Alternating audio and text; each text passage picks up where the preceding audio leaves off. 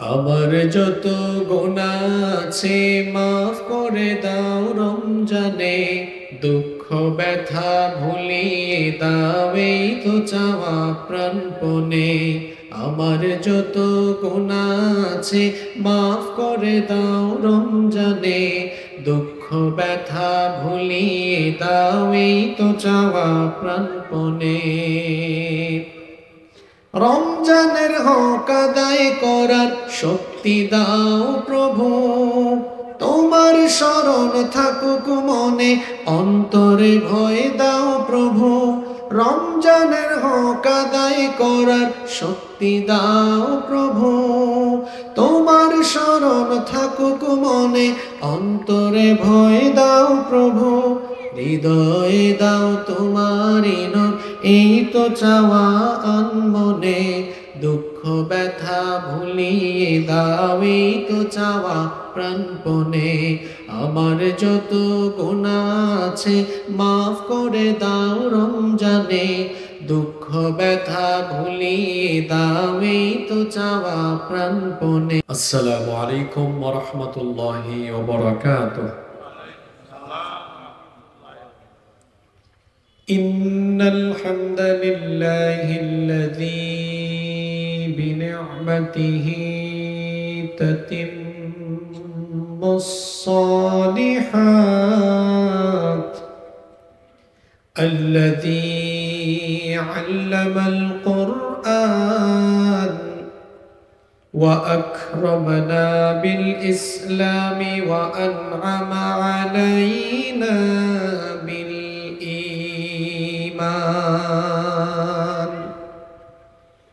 نستغفره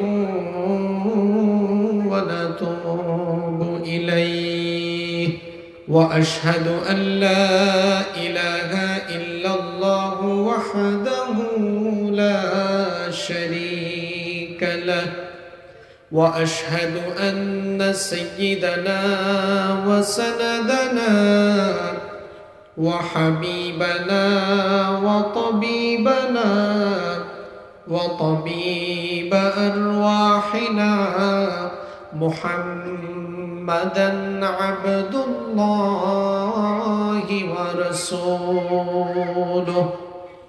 أرسله بالحق بشيرا ونذيرا وداعيا إلى الله بإذنه وسراجا وقمرا منيرا. أما بعد فقد قال الله تعالى في كلامه المجيد وفي فرقانه الحميد. সওয়াবের নিয়তে আপনারা আমার সাথে তিলাওয়াত করেন। আউযু বিল্লাহি মিনাশ শাইতানির রাজীম। বিসমিল্লাহির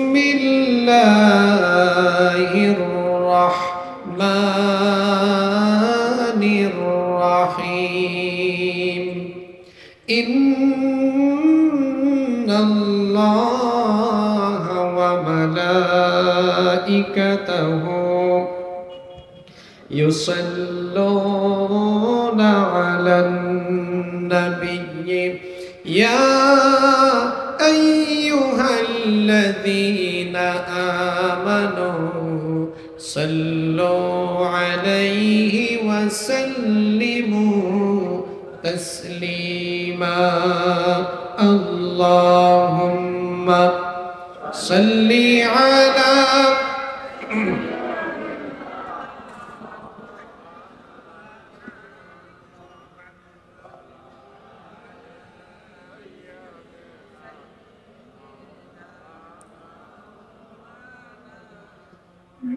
नहीं दो जहां में मिसाले मोहम्मद,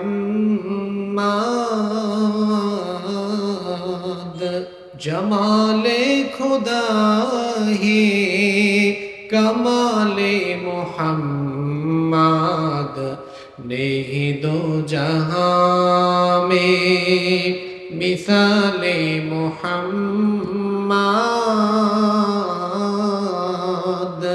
जमाले खुदा है कमाले मोहम्मद हृदय मोहम्मद अल्लाहुम्मा सल्ली अला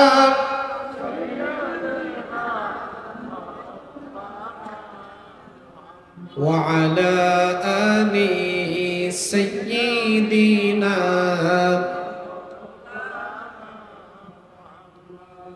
কত ব্যথা কত ভাবে সইছ যে তুমি তোমারি খুনে লাল তায়েফের ভূমি ফেরেশতা এসে চায় ধ্বংসের হুকুম লৌহ মাখা মুহাম্মদ প্রাণেতে হাসরাত হে আল্লাহ দয়া করো এ তায়েফবাসী ওরা চিনেনি তো আমি যে মুহাম্মদ হৃদয়ে মুহাম্মদ আল্লাহুম্মা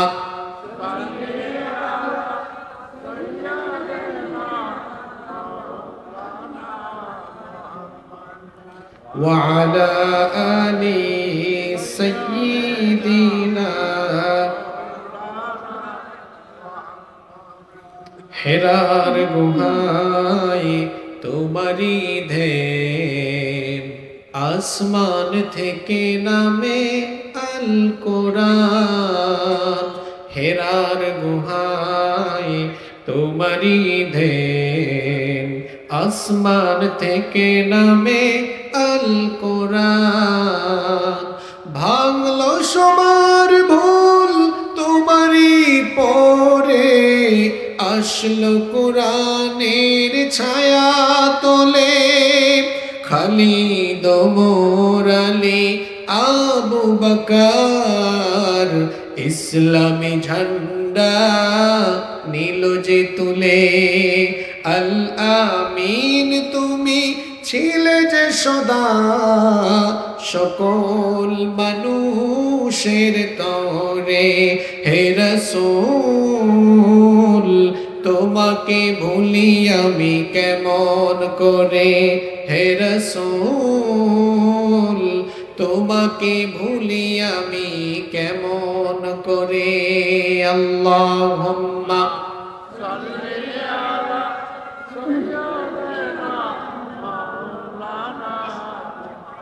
وعلى آل سيدنا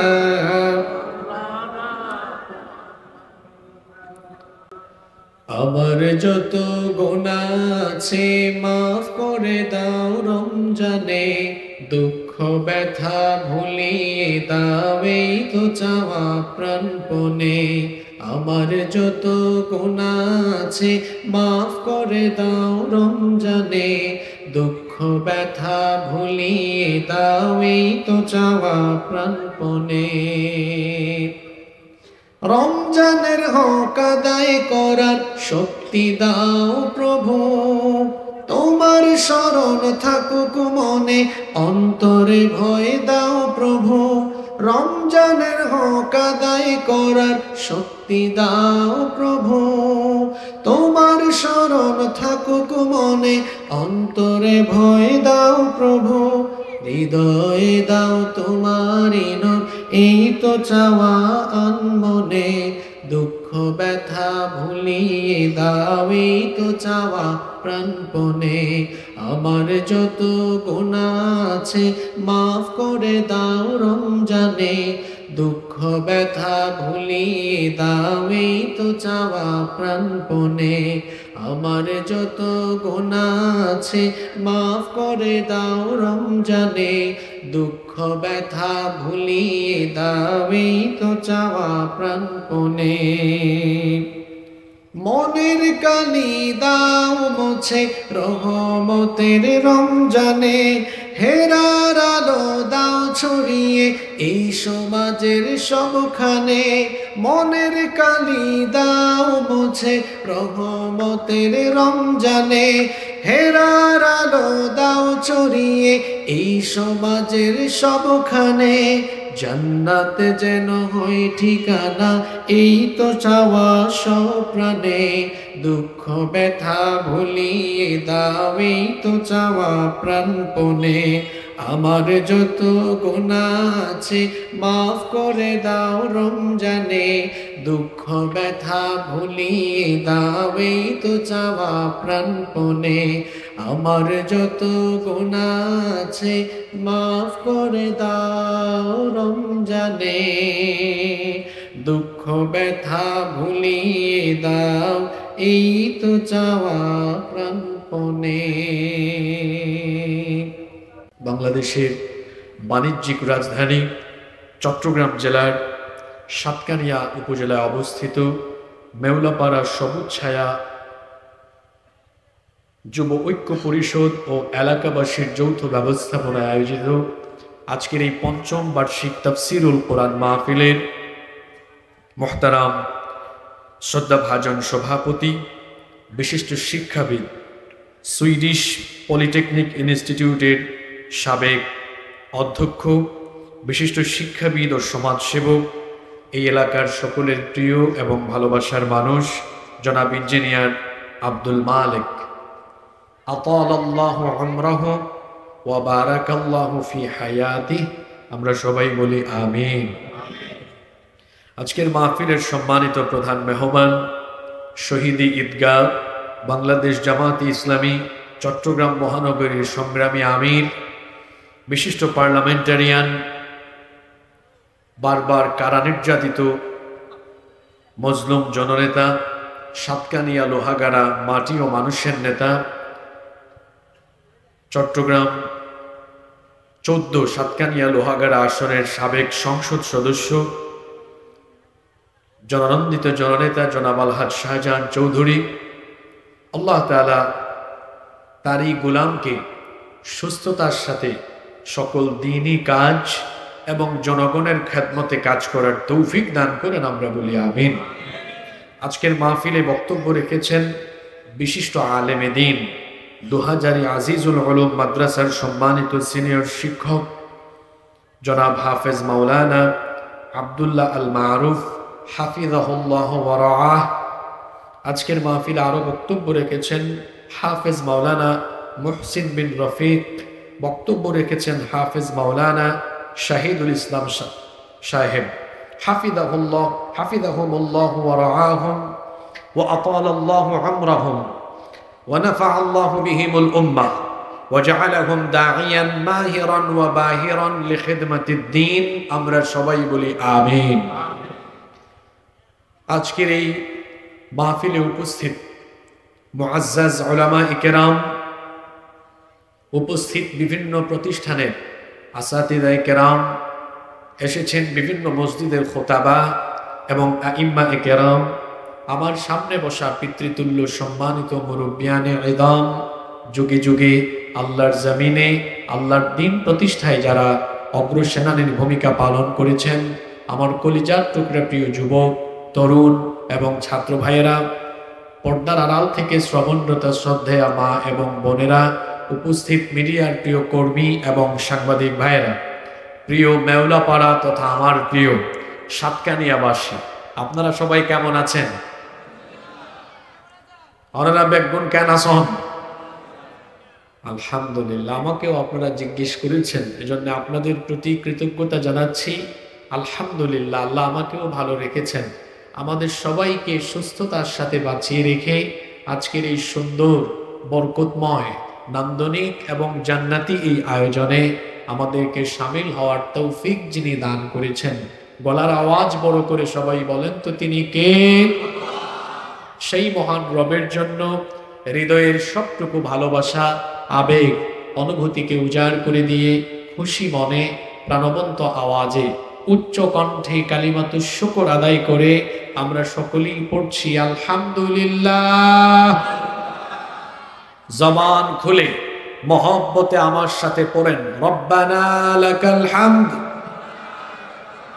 হামদান কাসীরান তাইয়িবান মুবারাকান ফীহি ইয়া রাব্বি লাকাল হামদু ওয়া লাকাশ শুকরু কামা ইয়ানবাগী লিজালালি ওয়াজহিকা ওয়া আযীমি সুলতানিকা লাকাল হামদু বিল ঈমান ওয়া লাকাল হামদু বিল ইসলাম ওয়া লাকাল হামদু বিল কোরআন।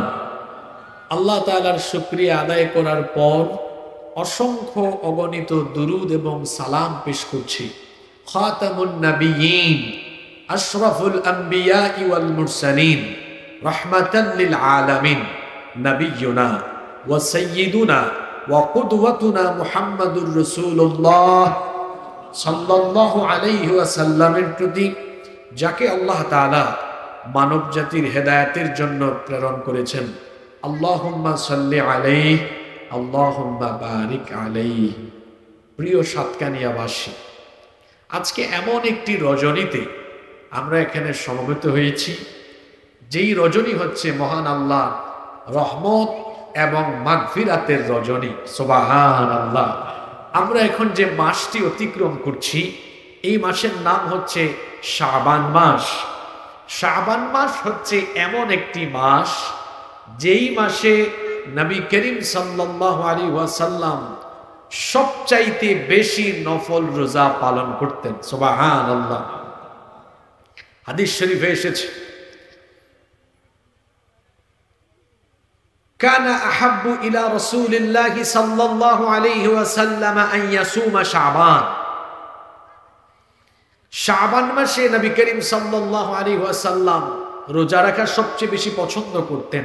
আর অন্য হাদিসে আম্মাজান আয়েশা রাদিয়াল্লাহু আনহা থেকে হাদিস বর্ণিত হয়েছে, তিনি বলছেন, আমি নবীজিকে রমজান মাস ব্যতীত অন্য কোনো মাসে পুরো মাস রোজা রাখতে দেখিনি, তবে আমি নবীজিকে দেখেছি শাবান মাসের 2-1 দিন বাদ দিয়ে কানা ইয়াসুমু শাবানা কুল্লাহ, তিনি রমজান মাসে তিনি শাবানের পুরোটাই রোজা রেখেছেন। ওয়া কানা ইয়াসুমু শাবানা ইল্লা কালিলা, আবার কখনো কখনো শাবানের অল্প কয়েকদিন বাদ দিয়ে পুরো শাবান মাসকেই তিনি রোজা রেখে কাটিয়েছেন। সুবহানাল্লাহ।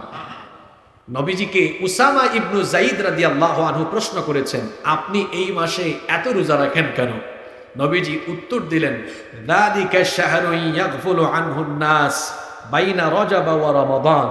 রজব আর রমাদানের মধ্যবর্তী এই মাসটিকে অনেক মুসলমান গাফলতি করে, কিন্তু আমি গাফলতি করে কাটাই না। কেন কাটাই না? কারণ এই মাসটি হচ্ছে এমন একটি মাস, এই শাবান মাসে বান্দাদের বার্ষিক আমলনামা আল্লাহর দরবারে পেশ করা হয়। অবাজি সুবহানাল্লাহ মুখে দি বাইন নইম। আপনারা কি কথা শুনতেছেন? মনোযোগ আছে না নাই? মানুষের আমলনামা আল্লাহর দরবারে 3 ধাপে 3 স্তরে পেশ করা হয়। একটা হলো দৈনিক রেগুলার, রাতের আমল দিনের শুরুতে, দিনের আমল রাতের শুরুতে ফেরেশতা পেশ করে কার সামনে? আর প্রত্যেক সপ্তাহে 2 বার, সোমবার এবং বৃহস্পতিবার আমাদের সাপ্তাহিক আমলনামা আল্লাহর দরবারে পেশ করা হয়। এজন্য নবীজি সপ্তাহে রোজা রাখতেন কয় দিন? সোমবার আর বৃহস্পতিবার। এই গেল দৈনিক আর সাপ্তাহিক রিপোর্ট পেশের হিসাব। আর শাবান মাস, এটি হচ্ছে সেই মাস যেই মাসে বান্দাদের আমলনামা মহান আল্লাহর কাছে পেশ করা হয়। ওয়া হুয়া শাহরুন তুরফাহু ফীহিল আমালু ইলা রাব্বিল আলামিন ফাউহিব্বু আন ইউরফা আমালি ওয়া আনা সাইম। নবীজি বলছেন, উসামা শোনো, আমি কেন এই মাসে রোজা রাখি? কারণ এই মাসে বার্ষিক পুরা বছরের আমলনামা ফেরেশতা নিয়ে আল্লাহর সামনে পেশ করবে। আল্লাহ যেন আমার আমলনামা উল্টাইয়াই দেখেন আমি তখনও রোজাদার অবস্থায় ছিলাম। সুবহানাল্লাহ। কারণ রোজাদারদেরকে পছন্দ করেন কে? হাদিসে কুদসিতে এসেছে, যে রোজা রাখে সে তো আমার জন্যই রাখে, আর রোজাদারের পুরস্কার ফেরেশতাদের হাত দিয়ে দিব না। রোজাদারের রোজার পুরস্কার আমি আল্লাহ আমার নিজের হাতে দান করব। নবীজি এই মাসে রোজা রেখেছেন। এই মাসেরই একটি ফজিলতপূর্ণ রাত হলো লাইলাতুন নিসফি মিন শাবান, অর্ধ শাবানের রজনী বা মধ্য শাবানের রাত, যেটাকে আমাদের দেশে আপনারা বলেন শবে বরাত। শবে বরাত ফার্সি শব্দ, এটা বললে গুনাহ হয় না, কিন্তু আমাদের উচিত হলো কোরআন হাদিসে যে পরিভাষাগুলো আছে এই পরিভাষাগুলো ব্যবহারে অভ্যস্ত হওয়া। শবে বরাত এই টার্মটা কোরআনে কারিমে নাই, কোরআনে কারিমের কোথাও শবে বরাতের কথা উল্লেখ না থাকলেও অনেকগুলো হাদিসে এই রাতের ফজিলত বর্ণনা করা হয়েছে। সুবহানাল্লাহ। আমাদের দেশের শবে বরাত আসলে দুই গ্রুপ থাকে। এক গ্রুপ এই রাতের ফজিলত বর্ণনা করতে করতে সীমা ছাড়িয়ে যায়, আর আরেক গ্রুপ বলে শবে বরাত বলতে ইসলামে কিছুই নাই। এই দুই গ্রুপই এরা হলো ফিতনাবাজ, এই দুই গ্রুপই হলো ফিতনাবাজ। অবশ্যই এই রাতের ফজিলত আছে। আমরা তাহলে কোন দলে যাব? আমরা নবী করিম সাল্লাল্লাহু আলাইহি ওয়াসাল্লাম এবং সাহাবীরা যে পথে ছিলেন, তারা যেভাবে পালন করেছেন, আমরা এর বাইরে যাব না ইনশাআল্লাহ। আজকের এই রাত, এই রাতের ফজিলত আছে। এই রাতের নাম আপনারা একটু আরবিতে বা নবীজির ভাষায়, সাহাবীদের ভাষায় বলতে অভ্যস্ত হন। আমার সাথে একবার বলেন লাইলাতুন নিসফি। সবাই বলেন লাইলাতুন নিসফি মিন শাবান। এবার পুরো লাইনটা একসাথে বলেন লাইলাতুন নিসফি মিন শাবান। তাহলে শবে বরাত না বলে আমরা লাইলাতুন নিসফি মিন শাবান বলি, কারণ শবে বরাতের বাংলা অনুবাদ করলে ভেজাল থাকে। শবে মানে রাত, বরাত মানে ভাগ্য, তো অর্থ হয় ভাগ্যে রজনীর রাত। আসলে শবে বরাত ভাগ্য রজনীর রাত নয়, বরং লাইলাতুল কদর, এটা হলো ভাগ্য রজনীর রাত। কিন্তু কেউ যদি এটাকে আরবিতে বলে লাইলাতুল বারাআহ, অসুবিধা নাই। লাইলাতুল মানে রাত, বারাআ মানে মুক্তির রাত। হাদিসে তো আছে এই রাত ক্ষমার রাত, মুক্তির রাত। এই রাতে আল্লাহ তাআলা দুই শ্রেণীর মানুষ ছাড়া বাদবাকি সবাইকে মাফ করে দেন। সুবহানাল্লাহ। আমাকে যে বিষয় দেওয়া হয়েছে ওই বিষয়ে আমরা আলোচনা শুরু করব, কিন্তু তার আগে আমি 2-3 মিনিট এই রাতের ব্যাপারে বলছি। আপনাদের কষ্ট হচ্ছে না তো? আল্লাহ নবী রাতের ফজিলতের ব্যাপারে বলেছেন, ইয়াত্তালিউল্লাহু ইলা খালকিহি ফি লাইলাতিন নিসফি মিন শাবান। রব্বুল আলামিন এই রাতে অর্থাৎ লাইলাতুন নিসফি মিন শাবান, শাবানের মধ্য রজনীতে তিনি তার সৃষ্টিকুলের দিকে রহমতের নজরে তাকান। ফায়াগফিরু লিজামিই খালকিহি ইল্লা লিমুশরিকিন আও মুশাহিন। দুই শ্রেণীর মানুষ, মুশরিক যারা আল্লাহর সাথে শিরিক করে, আর 2 নাম্বার যারা অন্যের প্রতি অন্তরে হিংসা বিদ্বেষ লালন করে। মুশরিক এবং হিংসুক এই 2 শ্রেণীর মানুষ ছাড়া রব্বুল আলামিন অন্যান্য সবাইকে এই রাতে মাফ করে দেন। তাহলে এই রাতে ক্ষমা পাবে না কয় শ্রেণীর মানুষ? আরেকটু জোরে বলেন, কয় শ্রেণী? এক, যারা আল্লাহর সাথে শিরক করে। সবচাইতে বড় গুনার নাম কি? শিরক। আকবারুল কাবাইরি আশ-শিরকু বিল্লাহ। সবচাইতে বড় কবিরা গুনাহ হলো আল্লাহর সাথে শিরক করা। মুশরিকরা এই রাতে ক্ষমা পাবে না। 2 নাম্বার, এই রাতে আরেক শ্রেণীর মানুষ ক্ষমা পাবে না। এরা কারা? হিংসুক। আচ্ছা, হিংসার এই রোগ আমাদের সমাজে আছে না নাই? আপনার আপন ভাই একটু ব্যবসা বাণিজ্য করে এগিয়ে গিয়েছে, দেখবেন মা ভাই আপন ভাইকে দেখতে পারে না। দেখা যাচ্ছে আমাদের নিজেদের বাড়িতেই হিংসা আছে, নিজেদের ঘরে হিংসা আছে। 2 বন্ধু একসাথে পড়ালেখা করেছে, একজন এগিয়ে গিয়েছে আরেকজন যেতে পারে নাই। এখন সে কেন যেতে পারলো না? ওর প্রতি হিংসা করে। 2 জনই চট্টগ্রাম শহরে ব্যবসা করে, তার পরিচিত এক ভাই ব্যবসায় উন্নতি করছে, সে তাকে হিংসা করে। মনে রাখবেন, পৃথিবীতে 1 নাম্বার ব্যাককল হলো হিংসুকরা, আর সবচেয়ে বুদ্ধিমান হলো যারা মানুষকে ভালোবাসে। হিংসুকরা ব্যাককল কেন আপনারা শুনতেছেন তো? কারণ আমরা যখন কোনো নেকামল করি, নেকামল করার পরে যদি আমরা আমাদের অন্তরে অন্যের প্রতি হিংসা বিদ্বেষ লালন করি, আমাদের কষ্ট করে করা নেকামলগুলো হিংসা নিন্দা করার কারণে সব আমলগুলো বরবাদ হয়ে যাবে। এজন্য আল্লাহর রাসূল কি বলেছেন শুনেন, আবু দাউদ শরীফের হাদিস। নবীজি বলেছেন, ইয়াকুম ওয়াল হাসাদ, তোমরা হিংসা নিন্দা থেকে বেঁচে থাকো, হিংসা নিন্দার ব্যাপারে সাবধান হও। ফাইন্নাল হাসাদা ইয়াকুলুল হাসানাতি কামা তাকুলুন নার। আগুন যেমন আবর্জনাকে জ্বালিয়ে পুড়িয়ে ছাই করে দেয়, হিংসা নিন্দা তেমনি ভাবে মানুষের সকল নেক আমলগুলোকে ধ্বংস করে দেয়। ফজর, জোহর, আসর, মাগরিব, এশা সব নামাজ আদায় করে, তাহাজ্জুদ আদায় করে, সুযোগ মতো হজ আর ওমরাও করে এসেছে, সব আমল আখলাক বেচারা ঠিক রাখে, কিন্তু অন্তরে হিংসা আর হিংসা। এই যে এত কষ্ট করে নেক আমলগুলো করলো, অন্তরে হিংসা রাখার কারণে এই হিংসা তার সব নেক আমলকে ধ্বংস করে দিবে।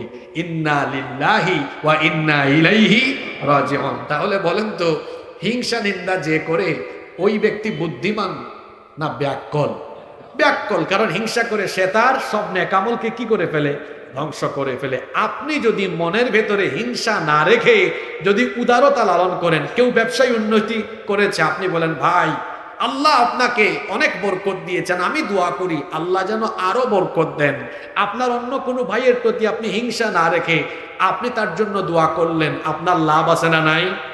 কি লাভ আছে শুনেন। আপনি যখন অন্য কোনো মুসলমানের জন্য দোয়া করেন, ফেরেশতা তখন আপনার জন্য আল্লাহর কাছে দোয়া করে। সুবহানাল্লাহ, সবাই পড়বেন না? কি বললাম? আপনি যখন অন্য কোনো মুসলমানের জন্য দোয়া করবেন, আপনার জন্য ফেরেশতা আল্লাহর দরবারে দোয়া করবে। কি দোয়া করবে? আপনি যখন বললেন আল্লাহ তুমি উনার হায়াত বাড়ায় দাও, তুমি উনাকে ক্ষমা করে দাও, ফেরেশতা তখন বলে আল্লাহ এই যে হাসিবুর রহমান উনার জন্য দোয়াটা করলো, এই সেম দোয়া আগে কবুল করেন হাসিবুর রহমানের জন্য, তারপরে এই দোয়াটা কবুল করেন উনার জন্য। সুবহানাল্লাহ। তাহলে মানুষের জন্য কল্যাণ কামনা করলে, অন্যের জন্য দোয়া করলে নিজের লাভ আগে না পড়ে। কথা বুঝলেন না? আগে না পড়ে আপনার লাভ। কারণ ফেরেশতার সাথে সাথে বলে আল্লাহ এই দোয়াটা সে যে তার আরেক ভাইয়ের জন্য করলো, এটা পরে কবুল করেন, পরে পরে। সে যে এত উদার, সে যে হিংসা রাখে না অন্তরে, সে যে তার আরেক ভাইয়ের জন্য দোয়া করে, ওই ব্যক্তিটা তো আসলেই ভালো মানুষ। আপনি এই জন্য এই দোয়াটা আগে কবুল করেন তার জন্য, তারপরে তার ভাইয়ের জন্য। সুবহানাল্লাহ। তাহলে আমরা অন্য মুসলমানের প্রতি হিংসা অন্তরে রাখবো না দোয়া করব? জোরে বলেন, আমরা হিংসা অন্তরে রাখবো না দোয়া করব? এজন্য আপনি অন্য মুসলমানকে ভালোবাসতে শিখুন। আপনি নিজে পারেন নাই, উনি পেরেছেন, আপনি দোয়া করেন। দোয়া করার কারণে দেখবেন আপনাকেও আল্লাহ সমৃদ্ধি দান করবেন। এজন্য অন্য কোনো মানুষের প্রতি হিংসা রাখা যাবে না, বরং তার প্রতি ভালোবাসা রাখতে হবে এবং তার জন্য দোয়া করতে হবে। যদি আপনি দোয়া করেন তাহলে আপনার জীবনেও বরকত যিনি বাড়িয়ে দিবেন, জোরে বলেন তিনি কে? নবীজির খাদেম ছিলেন আনাস ইবনে মালিক রাদিয়াল্লাহু আনহু। আল্লাহর নবী আনাস রাদিয়াল্লাহু আনহুকে বললেন, হে আনাস শোনো, ইন কদারতা আন তুসবিহা ওয়া তুমসিয়া লাইসা ফি কলবিকা গিশুন লি আহাদিন ফাফআল। আনাস, যদি সম্ভব হয় সকাল সন্ধ্যায় মানুষের প্রতি তোমার অন্তরে কোনো বিদ্বেষ রেখো না, মানুষকে ক্ষমা করতে শিখো। যদি তুমি মানুষের প্রতি তোমার অন্তরে হিংসা বিদ্বেষ না রাখো, আনাস রে শোনো, যালিকা মিন সুন্নতি, এটা হলো আমার সুন্নত। মান আহাব্বা সুন্নতি, যে আমার সুন্নতকে ভালোবাসবে, যে আমি নবীর চরিত্র ধারণ করে এইভাবে চলাফেরা করবে, কানা মাই ফিল জান্নাহ, সেই ব্যক্তি আমার সাথে কিয়ামতে একসাথে জান্নাতে থাকবে। এজন্য মানুষকে ভালোবাসতে শিখুন আর দোয়া করুন, অন্যের জন্য দোয়া করুন। কিভাবে আপনি দোয়া করবেন আল্লাহ এই দোয়াটাও শিখিয়ে দিলেন। কোরআনুল কারীমের 59 নম্বর সূরা সূরাতুল হাসরের 10 নম্বর আয়াতে আল্লাহ দোয়াটা শিখালেন। যারা পারেন সওয়াবের নিয়তে আমার সাথে পড়েন, রব্বানা গফির লানা ওয়া লিইখওয়ানিনা আল্লাযীনা সাবাকুনা বিল ঈমান ওয়া লা তাজআল ফি কুলুবিনা গিল্লাল লিল্লাযীনা আমানু রব্বানা ইন্নাকা রাউফুর রহিম। আল্লাহ তাআলা কি সুন্দর দোয়া শিখালেন। আল্লাহ বললেন, তুমি তোমার অন্য মুমিন ভাইয়ের প্রতি হিংসা না রেখে বরং তার জন্য এভাবে দোয়া করো। আগে নিজের জন্য বলো, রব্বানা গফির লানা, হে রব আমাদের গুনাহকে maaf করো, ওয়ালি ইখওয়ানিনাল্লাযীনা সাবাকুনা বিল ঈমান, এবং ঈমানের ক্ষেত্রে অগ্রণী ভূমিকায় থাকা আমাদের অন্যান্য মুমিন ভাইদেরকেও maaf করে দাও। ওয়ালা তাজআল ফি কুলুবিনা গিল্লাল লিল্লাযিনা আমানু, আর আমাদের অন্তরে অন্য কোন মুমিনের প্রতি কোনো বিদ্বেষ অন্তরে রাখবেন না। ইন্না রব্বানা ইন্নাকা রাউফুর রহিম, হে আমাদের রব নিশ্চয়ই আপনি ক্ষমাশীল, নিশ্চয়ই আপনি প্রেমময়। এই দোয়া আমাদেরকে যিনি শিখিয়েছেন, গলার আওয়াজ বড় করে বলেন তিনি কে? দেখেন আল্লাহ কি সুন্দর শিখাচ্ছেন। তুমি যখন দোয়া করছো তোমার অন্যান্য মুমিন ভাইদের জন্য দোয়া করো। পৃথিবীতে 200 কোটি মুসলমান আছে, আপনি হাত তুলে বলেন আল্লাহ আমাকেও ক্ষমা করো, আমার মুমিন ভাইদেরকে মাফ করো। ফেরেশতা তখন বলে আল্লাহ দেখছেন, হ্যাঁ মেউলা পাড়ার তোমার এই বান্দা অন্তরে কোনো হিংসা নাই, কিভাবে তার ভাইদের জন্য দোয়া করলো। আল্লাহ তুমি তার ভাইদেরকে মাফ করো আগে, তাকে তুমি মাফ করো আগে। সুবহানাল্লাহ। তাহলে বলেন তো, অন্যের প্রতি কল্যাণ কামনা করলে, অন্যের জন্য দোয়া করলে লাভ আগে কার? জোরে বলেন লাভ আগে কার? তাহলে অন্যের প্রতি ভালোবাসা দেখানো, দোয়া করা, এটা ব্যাককলের কাজ না বুদ্ধিমানের কাজ? অবশ্যই বুদ্ধিমানের কাজ। আর অন্তরে অন্য কারো প্রতি হিংসা রাখা, এটা বুদ্ধিমানের কাজ না ব্যাককলের কাজ? আমরা বুদ্ধিমান হব না ব্যাককল হব? তাহলে অন্তরে কোনো হিংসা আমরা রাখবো না, কারণ এটা এমন এক জঘন্য আমল যা সমস্ত নেক আমলকে জ্বালিয়ে পুড়িয়ে কি করে দেয়? ছাই করে দেয়। তাহলে এই রাতে ক্ষমা পাবে না কারা? 2 শ্রেণী। কয় শ্রেণী? 1 মুশরিক, 2 হিংসুক।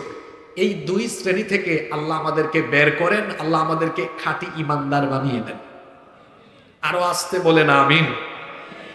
সম্মানিত উপস্থিতি, আমরা আর সময় নষ্ট করব না। আমি কোথাও খুতবার শেষে দেরি করি না। আজকে যেহেতু আমরা এই রজনীতেই আলোচনা করছি, সেজন্য আমি 5-7 মিনিট একটু এই রজনীর ব্যাপারে কথা বললাম। আমরা এখানে আরেকটা দোয়া করছি, আল্লাহ তাআলা যেন এই রাতে যাদেরকে তিনি ক্ষমা করে দিবেন, আল্লাহ যেন সেই ক্ষমা প্রাপ্তদের কাতারে আমাদেরকে শামিল করে দেন। আরো একটা বিষয় বলে দিই, উপস্থাপক ভাই বলেছেন আজকে 4 জনকে পুরস্কার দেওয়া হবে। ইতিমধ্যে একটা প্রশ্ন ফাঁস হয়ে গেছে। আমি আজকে একটা প্রশ্ন যে টপিক থেকে করব এতক্ষণ আমি এগুলো বলে ফেলেছি। তবে আজকে যারা খুব খেয়াল করে আলোচনা শুনবেন তারাই কেবল পুরস্কার পাবেন। আমরা পুরস্কারের নিয়তে এখানে আলোচনা শুনতে আসিনি, আমরা আলোচনা শুনতে এসেছি কিছু পাথেও সংগ্রহ করবার জন্য। কিন্তু প্রশ্নোত্তরের ব্যবস্থা রাখা হয়েছে, এটা হচ্ছে আয়োজক ভাইদের আপনাদের প্রতি বিশেষ ভালোবাসা। আল্লাহ ভালোবাসা কবুল করেন। তাহলে আরো 3টা প্রশ্ন বাদ বাকি আলোচনা থেকে করা হবে ইনশাআল্লাহ। সবার মনোযোগ থাকবে তো? আচ্ছা, আমাকে ওনারা আলোচনার জন্য একটা বিষয় দিয়েছেন, সেটা হচ্ছে কোরআনুল কারীমের 2 নম্বর সূরা, সূরাতু আল বাকারা এর 255 নম্বর আয়াত। এই আয়াতের আবার বিশেষ একটা নামও আছে। এই আয়াতের নাম হলো আয়াতুল কুরসি। সবাই বলেন এই আয়াতের নাম হলো আয়াতুল কুরসি। কুরসি এই শব্দটির অর্থ আমরা অনেকেই জানি যে কুরসি শব্দের অর্থ কি? চেয়ার, গদি, সিংহাসন। কিন্তু হাদিস শরীফে এই কুরসি শব্দের ব্যাখ্যা দেওয়া হয়েছে। এই আয়াতেও কুরসির কথা আছে, ওয়াসিআ কুরসিয়্যুহুস সামাওয়াতি ওয়াল আরদ। আবার হাদিস শরীফে এসেছে কুরসি কি? কুরসি হচ্ছে আল কুরসিয়্যু মাউদিউল কদামাইন। কুরসি হচ্ছে মহান আল্লাহর কুদরতি পা রাখার জায়গা। আল্লাহু আকবার।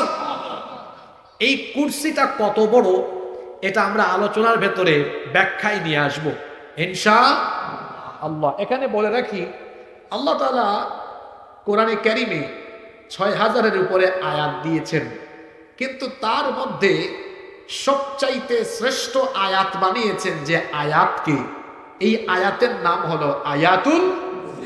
সবাই বলেন আয়াতুল। এখন একটা প্রশ্ন আসতে পারে যে কোরআনে কারীমে মৃত্যুর আয়াত আছে, জান্নাত জাহান্নামের আয়াত আছে, সুদের আয়াত আছে, ঘুষের আয়াত আছে, জিহাদের আয়াত আছে। কোরআনে কারীমে বিভিন্ন বিষয়ের আয়াত থাকতে অন্যান্য বিষয়ের আয়াতগুলোকে আল্লাহ তাআলা শ্রেষ্ঠ আয়াত না বানিয়ে কোরআনের শ্রেষ্ঠ আয়াত হিসাবে ঘোষণা দিয়েছেন যে আয়াতকে, সে আয়াতের নাম হলো আয়াতুল কুরসি। আপনারা বলেন তো, আল্লাহ চাইলে কি জিহাদের আয়াতকে কোরআনের শ্রেষ্ঠ আয়াত বানাতে পারতেন না? সবাই বলেন পারতেন কিনা? আল্লাহ চাইলে কি নামাজের আয়াতকে কোরআনের শ্রেষ্ঠ আয়াত বানাতে পারতেন না? আল্লাহ চাইলে কি রোজার আয়াতকে কোরআনের শ্রেষ্ঠ আয়াত বানাতে পারতেন না? আল্লাহ চাইলে কি যাকাতের আয়াতকে কোরআনের শ্রেষ্ঠ আয়াত বানাতে পারতেন না? অবশ্যই পারতেন। তাহলে আল্লাহ তাআলা কেন আয়াতুল কুরসিকেই কোরআনের শ্রেষ্ঠ আয়াত বানালেন? এর কারণ হলো এই আয়াতের ভেতরে মহান আল্লাহ তার সার্বভৌম পরিচয় এক আয়াতের ভেতরে সুন্দরভাবে তুলে ধরেছেন। এই আয়াতে আল্লাহ তার তাওহীদ বা একত্ববাদের পরিচয় দিয়েছেন। এই আয়াতে আল্লাহ তাআলা তার উলুহিয়াতের পরিচয় দিয়েছেন। আবার এই আয়াতে আল্লাহ তাআলা তার সার্বভৌম ক্ষমতার পরিচয় দিয়েছেন। এটি হলো কোরআনুল কারীমের একমাত্র আয়াত যে আয়াতে মহান আল্লাহর পুরোপুরি পরিচয় এক আয়াতে ঢুকায়া দেওয়া হয়েছে। সুবহানাল্লাহ। এখানে তাওহীদের কথা আছে, উলুহিয়াতের কথা আছে, আল্লাহর সার্বভৌমত্বের কথাও আছে। আর এত আয়াত থাকতে আল্লাহ চেয়ারের আয়াতকে শ্রেষ্ঠ আয়াত বানানোর আরো একটা কারণ আছে। কারণ পৃথিবীতে যত সমস্যা, যত হানাহানি, কাটাকাটি, মারামারি, বিশৃঙ্খলা সব কিছু হয় এই চেয়ারকে কেন্দ্র করে। এই চেয়ার ধরে রাখার জন্য ভালো মানুষকে মামলা দিয়ে জেলখানায় ঢুকায়। এই চেয়ার ধরে রাখার জন্য কোরআনের মাহফিল বন্ধ করে দেয়। এই চেয়ার ধরে রাখার জন্য নিরপরাধ আলেমদেরকে বিভিন্ন ধরনের নাটক তৈরি করে তাদেরকে জেলখানায় বন্দী করে রাখে। এই চেয়ার ধরে রাখার জন্য, এই চেয়ার ধরে রাখার জন্য বিভিন্ন ধরনের অপবাদ দিয়ে ভালো ভালো ব্যক্তিদেরকে দুনিয়া থেকে বিদায় করে দেওয়ার ষড়যন্ত্র করা হয়। এই চেয়ারকে কেন্দ্র করে এত হানাহানি, মারামারি, কাটাকাটি, বিশৃঙ্খলা, আল্লাহ তাআলা চেয়ারের আয়াতকেই, গদির আয়াতকেই কোরআনের শ্রেষ্ঠ আয়াত বানিয়ে তামাম দুনিয়ার মানুষকে সতর্ক করে দিয়েছেন, শোনো, একমাত্র মহান আল্লাহর ক্ষমতা এটা হলো চিরস্থায়ী, যার বর্ণনা আয়াতুল কুরসির শুরুতেই আছে, আল হাইয়ুল কাইয়ুম। আল্লাহ বুঝাতে চাইলেন মানুষ হয়ে কয়েকদিনের মুসাফিরখানা দুনিয়ায় এসে তোমার এই ক্ষমতা আর চেয়ারের জন্য বেশি বাড়াবাড়ি আর সীমা লঙ্ঘন করো না, কারণ আমি আল্লাহর ক্ষমতা ছাড়া বাদবাকি সবার ক্ষমতা ক্ষণস্থায়ী। তোমাকে যে আল্লাহ চেয়ারে বসাবেন ওই চেয়ার থেকে জুতার বাড়ি খাওয়ায় আবার নামায় দিতে পারে। আল্লাহ সতর্ক করলেন যে একমাত্র আমার ক্ষমতা হলো চিরস্থায়ী, আমি হলাম ইনফিনিট পাওয়ার, আমি হলাম চিরস্থায়ী ক্ষমতার মালিক, অসীম ক্ষমতার মালিক। আমি ছাড়া পৃথিবীর কারো ক্ষমতা চিরস্থায়ী নয়, বরং সকলের ক্ষমতা হলো, কথা বলছেন না কেন, সকলের ক্ষমতা হলো ক্ষণস্থায়ী। আল্লাহ এই আয়াতে তার চেয়ারে, তার গদির পাওয়ার কতটুকু সেটা বলে দিয়ে তামাম দুনিয়ার ক্ষমতাসীন ব্যক্তিদেরকে সতর্ক করে দিয়েছেন, শোনো, ক্ষমতায় বসলে পরে বেশি বাড়াবাড়ি করো না। আমরা তো যে যখন উঠে যাই চেয়ারে, উঠে যাই গিয়ারে, হুঁশ থাকে না, তখন কাউকে চিনে না, তখন কোনো কিছুর তুয়াক্কা করে না। আপনাদের এই এলাকায় তো এক লোক, সে তো মেম্বার হওয়ারও উপযুক্ত ছিল না, সুযোগ মতো যেভাবেই হোক দিনের কাজ রাতে করে পার্লামেন্টে ঢুকলো, ঢুকার পরে কি করলো সেটা আমাদের চাইতে আপনারা আরো ভালো জানেন। বহু আলেমদেরকে বিগত 10-12 বছর সাতকানিয়ায় আসতে বাধা প্রদান করেছে, বলেছে সাতকানিয়ায় এই আলেমকে ওই আলেমকে ঢুকতে দিব না, আর সাতকানিয়ার মানুষ তাকে এমন ব্যবস্থা করেছে, সাতকানিয়ার মানুষ তাকে এরপর আর সাতকানিয়ায় আসতেই দেয় নয়। এগুলো অপকর্মের ফল। আপনি যা করবেন ইতিহাস আবার তা আপনাকে ফিরায়া দিবে। আল্লাহ তাআলা আয়াতুল কুরসিকে কোরআনুল কারীমের সর্বশ্রেষ্ঠ আয়াত বানিয়েছেন যাতে করে তামাম দুনিয়ার চেয়ারওয়ালা লোকেরা একটু সাবধান থাকে, একটু সতর্ক থাকে। আয়াতুল কুরসিকে সর্বশ্রেষ্ঠ আয়াত যিনি বানিয়েছেন, জুড়ে বলেন তো তিনি কে? এটা কি সাতকানিয়ার মানুষের আওয়াজ? আমার কাছে মনে হয় আজকের ওয়াজ চলতেছে অন্য কোনো জেলায়, সাতকানিয়ার মানুষ তো এভাবে কথা বলে না, কারণ সাতকানিয়ার মাটি হলো বিপ্লবীদের ঘাঁটি। এই যে আওয়াজ ঠিক আছে, এটা সাতকানিয়ার মানুষের আওয়াজ। আমার বাড়ি কোথায় আপনারা জানেন? জানেন নাকি? মাশাআল্লাহ, আপনারা জানেন নাকি? তা তোরা সিলেটি ভাষায় কই দিলাম, হ্যাঁ বাবা, আজ আপনাদের ভাষা আর আমাদের ভাষা বড় সাংঘাতিক। সিলেট আর চট্টগ্রাম হলো এক মায়ের পেটের দুই ভাইয়ের মতো। আপনারা জানেন কিনা আপনাদের কালচার আর আমাদের কালচার যে এক? জানেন না? না জানলে জানেন, সেম কালচার, শুধু একটা জিনিস অমিল, সেটা কি? ভাষা। এটাও অমিল না, এক জায়গায় মিল আছে। বাংলাদেশের এই দুই অঞ্চলের মানুষের নিজস্ব ভাষা আছে, আর কারো নিজস্ব কোনো ভাষা। আপনি অন্যান্য ডিস্ট্রিক্টে যান, ওদের নিজস্ব কোনো ভাষা, কিন্তু সিলেটিদের নিজস্ব ভাষা আছে, চট্টগ্রামের এদেরও নিজস্ব ভাষা। এখানে আসলে বলো বাজি কেনাসো গমাসনি, আর আমরা সিলেট গেলে আপনাদের ভাইলে কইবা কিতাবাই সাব্বালানি আউকা খাউকা জাউকা বউকা। তাহলে আমাদের দুই অঞ্চলের মানুষের নিজস্ব ল্যাঙ্গুয়েজ আছে না নাই? এই ভাষা ছাড়া আবার সব কালচার মিল আছে। ফ্রিজে গরুর গোশত রেখে আসছেন না? আপনাদের এই সবে বরাত আসলে তো আপনারা কত কিছু করেন, তাই না? মিল আছে অনেক কিছুতে। যাই হোক, তো বলছিলাম আমার বাড়ি সিলেটে। হযরত শাহজালাল রহমতুল্লাহ আলাইহি সহ 360 জন আউলিয়া সিলেটে এসেছেন। তো সেই বিপ্লবীদের চেতনা আমাদের মধ্যে আছে। এজন্য দুর্বল মুসলমান আমি দেখতে পারি না। কথা বলবেন শক্তিশালী মুসলমানের মতো, যেটা বলবেন পরিষ্কার করে বলবেন, যেন কথাবার্তায় কোনো জড়তা না থাকে। আমরা শেষ পর্যন্ত ধৈর্য ধারণ করে মনোযোগের সাথে এখানে বসবো। জোরে বলি ইনশাআল্লাহ। আচ্ছা, আজকে কোন আয়াত থেকে আলোচনা শুরু হয়েছে? আয়াতুল অবাজি। কেউ কেউ তো চুপ আছে এখনো, বলেন আয়াতুল।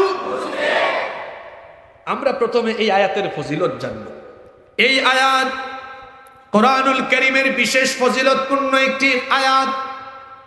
এই আয়াতের ফজিলতের ব্যাপারে আল্লাহর নবী বলেছেন, মান ক্বরাআ আয়াতাল কুরসি দুবুরা কুল্লি সালাতিন মাকতুবাহ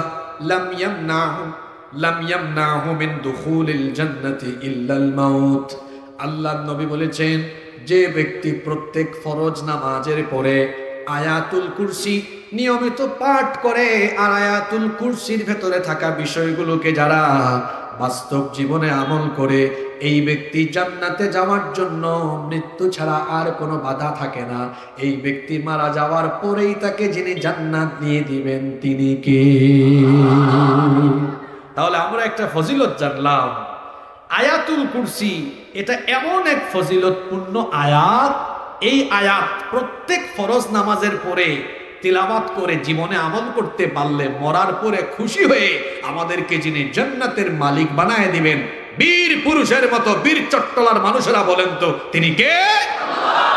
তাহলে এই ফজিলত শুনে আমরা একটা আমল করার সিদ্ধান্ত নেই, সেটা হলো কোন ফরজ নামাজের পরে আয়াতুল কুরসি তিলাওয়াত করা আমরা কি বাদ দিব? আরো জোরে বলেন, বাদ দিব?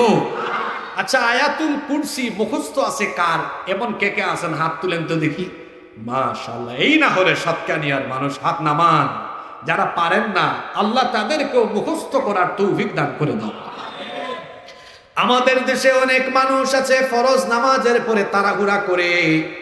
তাড়াহুড়া করবেন না। অনেকে আছে, অনেক মসজিদের অবস্থা হলো এমন, নামাজে সালাম ফেরানোর পরে আসসালামু আলাইকুম ওয়া রাহমাতুল্লাহ, আসসালামু আলাইকুম ওয়া রাহমাতুল্লাহ, কোনো সময় নাই। সালাম ফেরানোর পরে আল্লাহুম্মা আমিন। মোনাজাত করতে আমি নিষেধ করছি না, মোনাজাত তো নামাজের কোনো অংশ না। আপনি করেন বা না করেন এটা আপনার বিষয়, আমি কাউকে চাপায়া দিই না। করেন, যারা করেন তারা করেন, যারা করেন না অসুবিধা নাই। মাঝখান দিয়া শুধু মারামারি করবেন।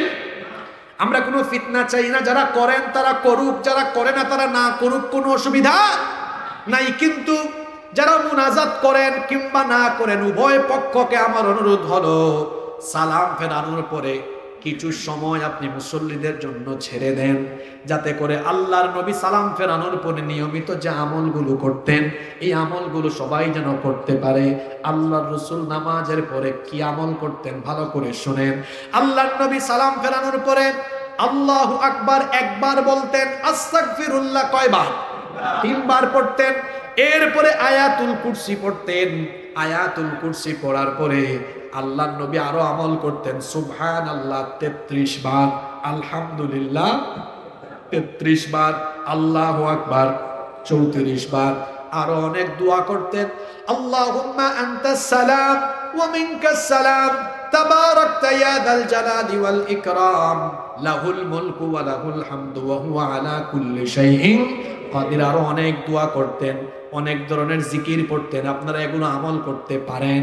আবার ফজর এবং মাগরিবের নামাজের পরে আল্লাহর নবী এই দোয়াটা পড়তেন 7 বার, আল্লাহুম্মা আজরিনি মিনান নার, আল্লাহুম্মা আজরিনি মিনান নার। মহব্বতে আমার সাথে সবাই একবার বলেন আল্লাহুম্মা। একজনও চুপ থাকবেন না, সবাই বলেন আল্লাহুম্মা আজরিনি মিনান নার। আরেকবার বলেন আল্লাহুম্মা আজরিনি মিনান নার। হে আল্লাহ, আমাদেরকে জাহান্নামের আগুন থেকে বাঁচাও। এটা কোন কোন নামাজের পরে? ফজর এবং মাগরিব। তো সালাম ফেরানোর পরে এই আমলগুলো আমাদের প্রিয় নবীজি করতেন, আমাদেরও এই আমলগুলো করার দরকার আছে না নাই? এই আমলগুলো করবেন, আল্লাহ সবাইকে তৌফিক দেন, বলি আমিন। আয়াতুল কুরসির বিশেষ ফজিলত জানলাম, এটা প্রত্যেক ফরজ নামাজের পরে পড়তেন মুহাম্মাদুর রাসূলুল্লাহ, আমরা বলি সাল্লাল্লাহু আলাইহি ওয়াসাল্লাম।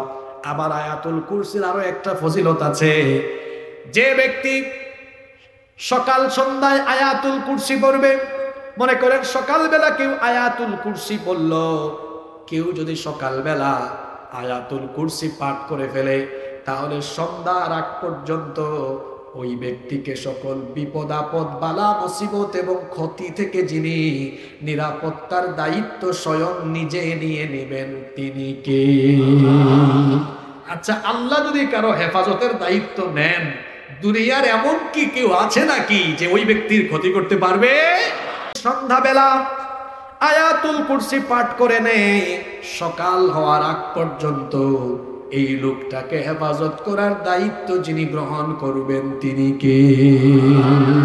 তাহলে সকাল সন্ধ্যায় আয়াতুল কুরসি আমল করার দরকার আছে। তো বাড়ি উদ্বোধন করেন না? আপনারা তো পয়সাওয়ালা মানুষ, সাতকানিয়ার মানুষ, হ্যাঁ, চট্টগ্রাম শহর তো বেশিরভাগ ব্যবসায়ীরা এই সাতকানিয়া লোহাগাড়া, শুধু বাংলাদেশ না, মধ্যপ্রাচ্যকে আপনারা দখল করে রাখছে।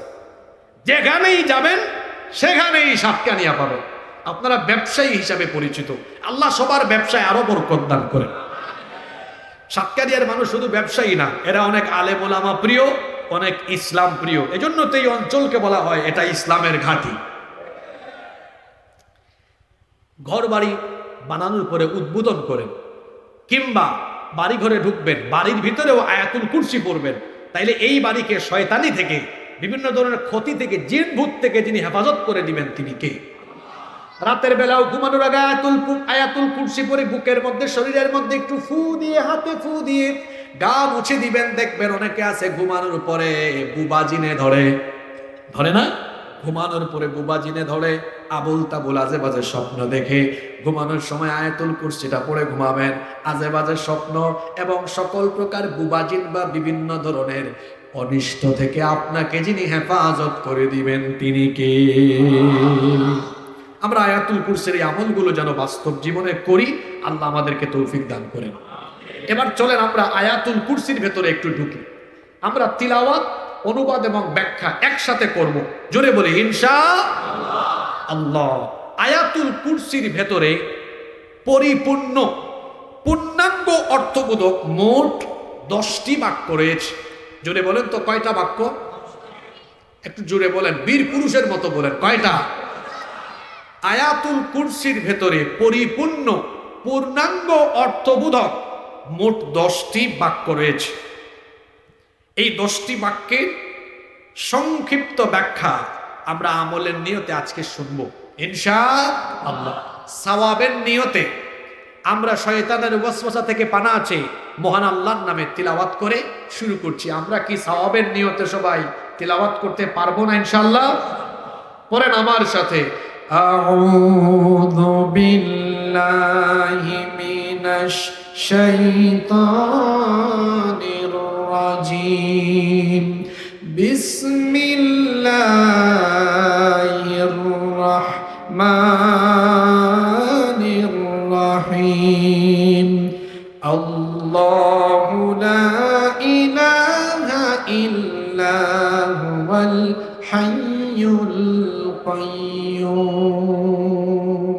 বিতাড়িত মরদুদ শয়তানের ওয়াসওয়াসা থেকে আল্লাহর কাছে পানাহ চাইছি। পরম করুণাময় দয়াবান মেহেরবান আল্লাহর নামে শুরু করছি।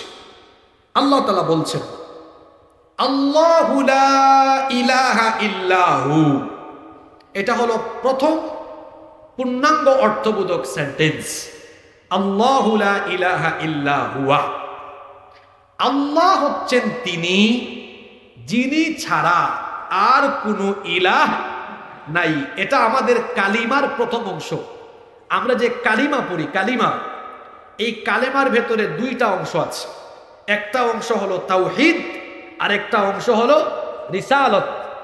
লা ইলাহা ইল্লাল্লাহু মুহাম্মাদুর রাসূলুল্লাহ সাল্লাল্লাহু আলাইহি ওয়াসাল্লাম। এখানে কয়টা অংশ?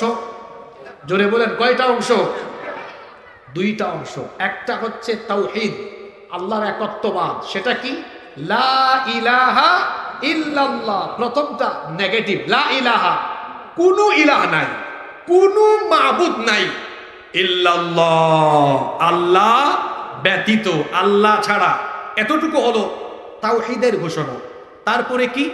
মুহাম্মাদুর রাসূলুল্লাহ সাল্লাল্লাহু আলাইহি ওয়াসাল্লাম। মুহাম্মদ সাল্লাল্লাহু আলাইহি ওয়াসাল্লাম হচ্ছেন রাসূলুল্লাহ, আল্লাহর রাসূল। এই তাওহীদ আর রিসালাতের সমন্বয় হলো এই পূর্ণাঙ্গ কালেমা, এটার নাম ঈমান।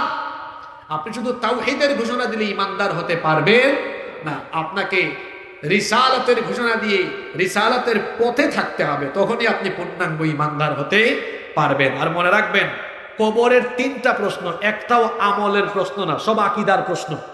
কবরে প্রশ্ন কয়টা? একটাও আমলের না, তিনটা আকীদার। প্রথমটা তাওহীদের। প্রথমটা কি? মার রব্বুকা, এটা আমলের প্রশ্ন না আকীদার প্রশ্ন? আকীদার প্রশ্ন। তোমার রব কে? তারপরে মা দীনুকা, তোমার দিন কি, জীবন ব্যবস্থা কি? শেষ প্রশ্ন ওমান নাবিয়্যুকা, তোমার নবীকে, অথবা নবীজির চেহারা মুবারক দেখিয়ে বলা হবে মা হাযার রাজুলু আল্লাযী বুইসা ফীকুম, ওনাকে কি চিনো যাকে তোমাদের কাছে প্রেরণ করা হয়েছিল। তিনটা প্রশ্ন, আমলের না আকীদার? জোরে বলতে হবে, আমলের না আকীদার? তাহলে বলেন তো, আমল করার আগে আকীদা ঠিক করার দরকার আছে না নাই? আছে। কারণ ঈমানবিহীন আমলের কোনো মূল্য আল্লাহর কাছে নাই। এজন্য আল্লাহ তাআলা আয়াতুল কুরসিতে আগে দুনিয়ার মানুষের সামনে মানুষ যে আকীদা লালন করবে সেটা আল্লাহ শিখাচ্ছেন। শোনো, তুমি আমার বান্দা, তোমার দায়িত্ব হলো এই ঘোষণা দেওয়া, লা ইলাহা ইল্লাহু, তিনি আল্লাহ, তিনি ছাড়া আর কোনো মাবুদ। পৃথিবীতে এমন অসংখ্য মানুষ আছে যারা একত্ববাদী, সেই মহান ইলাহ, মহান মাবুদকে বাদ দিয়ে তাদের বানানো, তাদের তৈরি করা বিভিন্ন জিনিসের উপাসনা করে বিভিন্ন জিনিসের সামনে মাথা ঝুঁকায় দেয়। আল্লাহ তাআলা তাদের ব্যাপারে বলেছেন, শোনো, এই দুনিয়ার যত মানুষ আছে সবাইকে তো আমি আল্লাহ সৃষ্টি করেছি, সবকিছু যিনি সৃষ্টি করেছেন, জোরে বলেন তিনি কে? এজন্য আল্লাহ তাআলা কোরআনে কারীমে বলছেন, আল্লাহু খালিকু কুল্লি শাইইন ওয়া হুয়া আলা কুল্লি শাইইন ওয়াকিল। কোরআনে কারীমের 39 নম্বর সূরা, সূরাতুজ জুমারের 62 নম্বর আয়াতে আল্লাহ তাআলা বলছেন, সকল কিছুকে সৃষ্টি করেছি আমি, আর সব কিছু রক্ষণাবেক্ষণ এবং হেফাজতের দায়িত্ব যিনি নিয়েছেন তিনি কে? সে আল্লাহ বলছেন, যেহেতু সব কিছুকে সৃষ্টি করেছি আমি, সব কিছুর ইবাদত পাওয়ার হকদার হলাম আমি, সুতরাং আমি ছাড়া অন্য কাউকে ইলাহ হিসাবে, মাবুদ হিসাবে, উপাস্য হিসাবে গ্রহণ করো না। কারণ আমি আল্লাহ, আমার পরিচয় তোমাদেরকে দিলাম, আল্লাহু লা ইলাহা ইল্লা হুয়াল হাইয়ুল কাইয়্যুম। আল্লাহ হচ্ছেন তিনি, যিনি ছাড়া আর কোনো ইলাহ নাই। জোরে বলেন তো, শব্দটা কি? ইলাহ। সবাই বলেন, শব্দটা কি? সবাই বলেন, শব্দটা কি? ইলাহ। ইলাহ আরবি শব্দ এবং এটা ব্যাপক অর্থবোধক। এই শব্দের অর্থ হলো উপাস্য, মাবুদ, লা ইলাহা ইল্লাল্লাহ ইয়ানি লা মা'বুদা বিহাক্কিন ইল্লাল্লাহ, প্রকৃত অর্থে আল্লাহ ছাড়া আর কোনো মাবুদ নাই। আমার দেশে অনেক মানুষ না জেনে না বুঝে ইলাহ শব্দের অপব্যাখ্যা করে, বলে ইলাহ শব্দের অর্থ যেমন উপাস্য বা মাবুদ, ইলাহ শব্দের অর্থ বিধানদাতা, আইনদাতা। না, এটা ভুল। এটা যিনি বলেন উনি আকীদা সম্পর্কে কম জানেন। ইলাহ শব্দের অর্থ বিধানদাতা, আইনদাতা নন। দাতা দিয়ে যতগুলো শব্দ আছে এগুলো সব তাওহীদে রুবুবিয়্যার অন্তর্ভুক্ত। রুবুবিয়্যাহ, আল্লাহ যখন দাতা হন, বান্দা যখন গ্রহীতা হন, তখন সেই বিষয়টি রুবুবিয়্যাতের সাথে সম্পর্কিত হয়। যেমন রিজিক দেন কে, এই জন্য আল্লাহর নাম রাজ্জাক, রিজিক দাতা। আবার দেখেন, আপনারা খেয়াল করেন, আল্লাহ যতগুলিতে দাতা আছেন, দাতা এগুলো সব রুবুবিয়্যাতের সাথে সংশ্লিষ্ট। তিনি হলেন রিজিক দাতা, তিনি হলেন আবার বিধান দাতা, এগুলো সব রুবুবিয়্যাতের অন্তর্ভুক্ত, উলুহিয়াতের নয়। উলুহিয়াতের অন্তর্ভুক্ত হলো মহান আল্লাহকে ইবাদতের ক্ষেত্রে এক হিসাবে, একক হিসাবে গ্রহণ করা। তিনি ছাড়া অন্য কারো ইবাদত করা যাবে, একমাত্র ইবাদত করতে হয় কার? তিনি ছাড়া আর কারো ইবাদত করা যাবে না। সেই মহান আল্লাহর সামনে মাথা নত করে সাজদা দিতে হবে। এই যে আজকের রাত হলো শবে বরাত বা লাইলাতুন নিসফে মিন শাবান, মধ্য শাবানের রজনী। আজকের এই রাতেও আল্লাহ মুশরিকদেরকে ক্ষমা করবেন না। যারা এক আল্লাহকে বাদ দিয়ে, যারা এক আল্লাহর সাথে যারা অন্যান্য কিছুকে শরীক করে, আল্লাহর সাথে যারা অন্য কাউকে উপাসনা করে, ওই মুশরিকদেরকে এই রাতে আল্লাহ ক্ষমা করবেন। আমাদের মুসলমানদের মধ্যে অনেক অবুঝ আছে, জাহেল আছে, যারা বিভিন্ন মাজারের সামনে গিয়ে মাথা নত করে।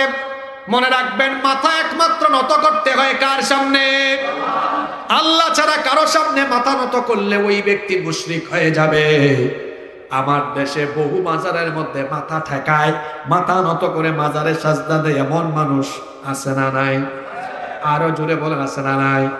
মাজারে কেউ যদি গিয়ে সাজদা দেয়, এই ব্যক্তির ঈমান থাকবে না, এই লোকটা মুশরিক হয়ে যাবে। কারণ সাজদা পাওয়ার একমাত্র হকদার যিনি, তিনি কে? মাজারে গিয়ে সাজদা দেয়। আর আপনাদের চট্টগ্রামে এমন কিছু হুজুর নামে খেজুরও আছে, যারা লোকদেরকে ধরে মাজারে যায়। এক ভণ্ড তো আছে, কিছু ছেলেদেরকে নিয়ে গিয়ে মাইজ ভান্ডারে বলতেছে, বাজান, হ বাজান, তোর বাজান কি কবর থেকে তোরে জবাব দিতে পারবে? জোরে বলেন, পারবে? কবরে থাকা মানুষের প্রতি আমরা তাদের মুখাপেক্ষী নয়, বরং কবরে থাকা লোকেরা জীবিতদের মুখাপেক্ষী। এই যে কবরে নিয়ে বিভিন্ন ধরনের হাদিয়া দেয়, গরু ছাগল হাঁস মুরগ টাকা দেয়, রাতের বেলা কি মাজারের এই লোকটা কবর থেকে উঠে সব নিয়ে যায় নাকি? এগুলো যায় কোথায়? যায় কার কাছে? মাজারের খাদেমের কাছে। আমি এটার নাম খাদেম দেই নাই, এটার নাম হওয়া উচিত ছিল মাজারের খাদক। মাজারের খাদক, এরাই ভাগ বাটোয়ারা করে খায়। আর আমার দেশে কি আশ্চর্য আশ্চর্য মাজার আছে, আপনি নাম শুনলে অবাক হয়ে যাবেন। আপনি গুগলে দেখবেন, বিভিন্ন জায়গায় হাঁটা শোনায়ও দেখবেন কি মাজার। খেতা শাহ, বুদাই শাহ, গেদা শাহ, ডাইল চাউল মিয়া, কি বলেন আছে না, বদনা শাহ, লেমটা শাহ। আমি গত বছর গিয়েছি ওই রাজবাড়ি ফরিদপুরের দিকে, মাহফিলে যাচ্ছি কুষ্টিয়ার দিকে, কুষ্টিয়ায় তো রাজবাড়ি হয়ে যাচ্ছি, দেখি বিরাট এক গেট, উপরে লেখা আছে জামাই পাগল বাবার দরবার শরীফ। কি পাগল? আপনারা হাসতেছেন, গুগলে সার্চ করেন না, পাবেন জামাই পাগল বাবার দরবার। আমি গাড়ি থামায় একটা ছবি তুলেছি, ছবি তুলে আমার নামে একটা ফেসবুক পেজ আছে, ওখানে এটা আপলোড করেছি। তারপরে আমি ক্যাপশন দিয়েছি, আমি রাজবাড়িতে জামাই পাগল বাবার দরবার পেয়েছি, কোথাও কি বউ পাগলের দরবার টরবার আছে নাকি, তা জানতে চেয়ে এই ক্যাপশন দিয়ে পোস্ট করেছি। 5 মিনিটের মাথায় মুন্সিগঞ্জ জেলার গজারিয়া থানা থেকে এক ভাই কমেন্টে ছবি সহ পোস্ট করেছে, হুজুর কে বলছে নাই আমার এলাকায় গজারিয়া মুন্সিগঞ্জে বউ মস্তানের মাজার আছে। জামাই পাগলও পাওয়া গেল, বউ পাগলও পাওয়া গেল। আপনারা আবার ভাববেন না যে হাসিবুর রহমান হুজুর মনে হয় পীরাউলিয়া বিরোধী। আপনি পীরাউলিয়া কারে বলে এটা আমার থেকে শুনেন, কারণ আমার এলাকায় সবচেয়ে বেশি পীরাউলিয়া এসেছে। পীরাউলিয়া সম্পর্কে আপনি ভালো জানবেন না, আমি ভালো জানবো। চট্টগ্রামে পাইছেন 12 আউলিয়া, আর আমার সিলেটবাসী পেয়েছে 360 আউলিয়া। এই যে এখানে গারাঙ্গিয়া দরবার শরীফ আছে, বাইতুল শরফ আছে না?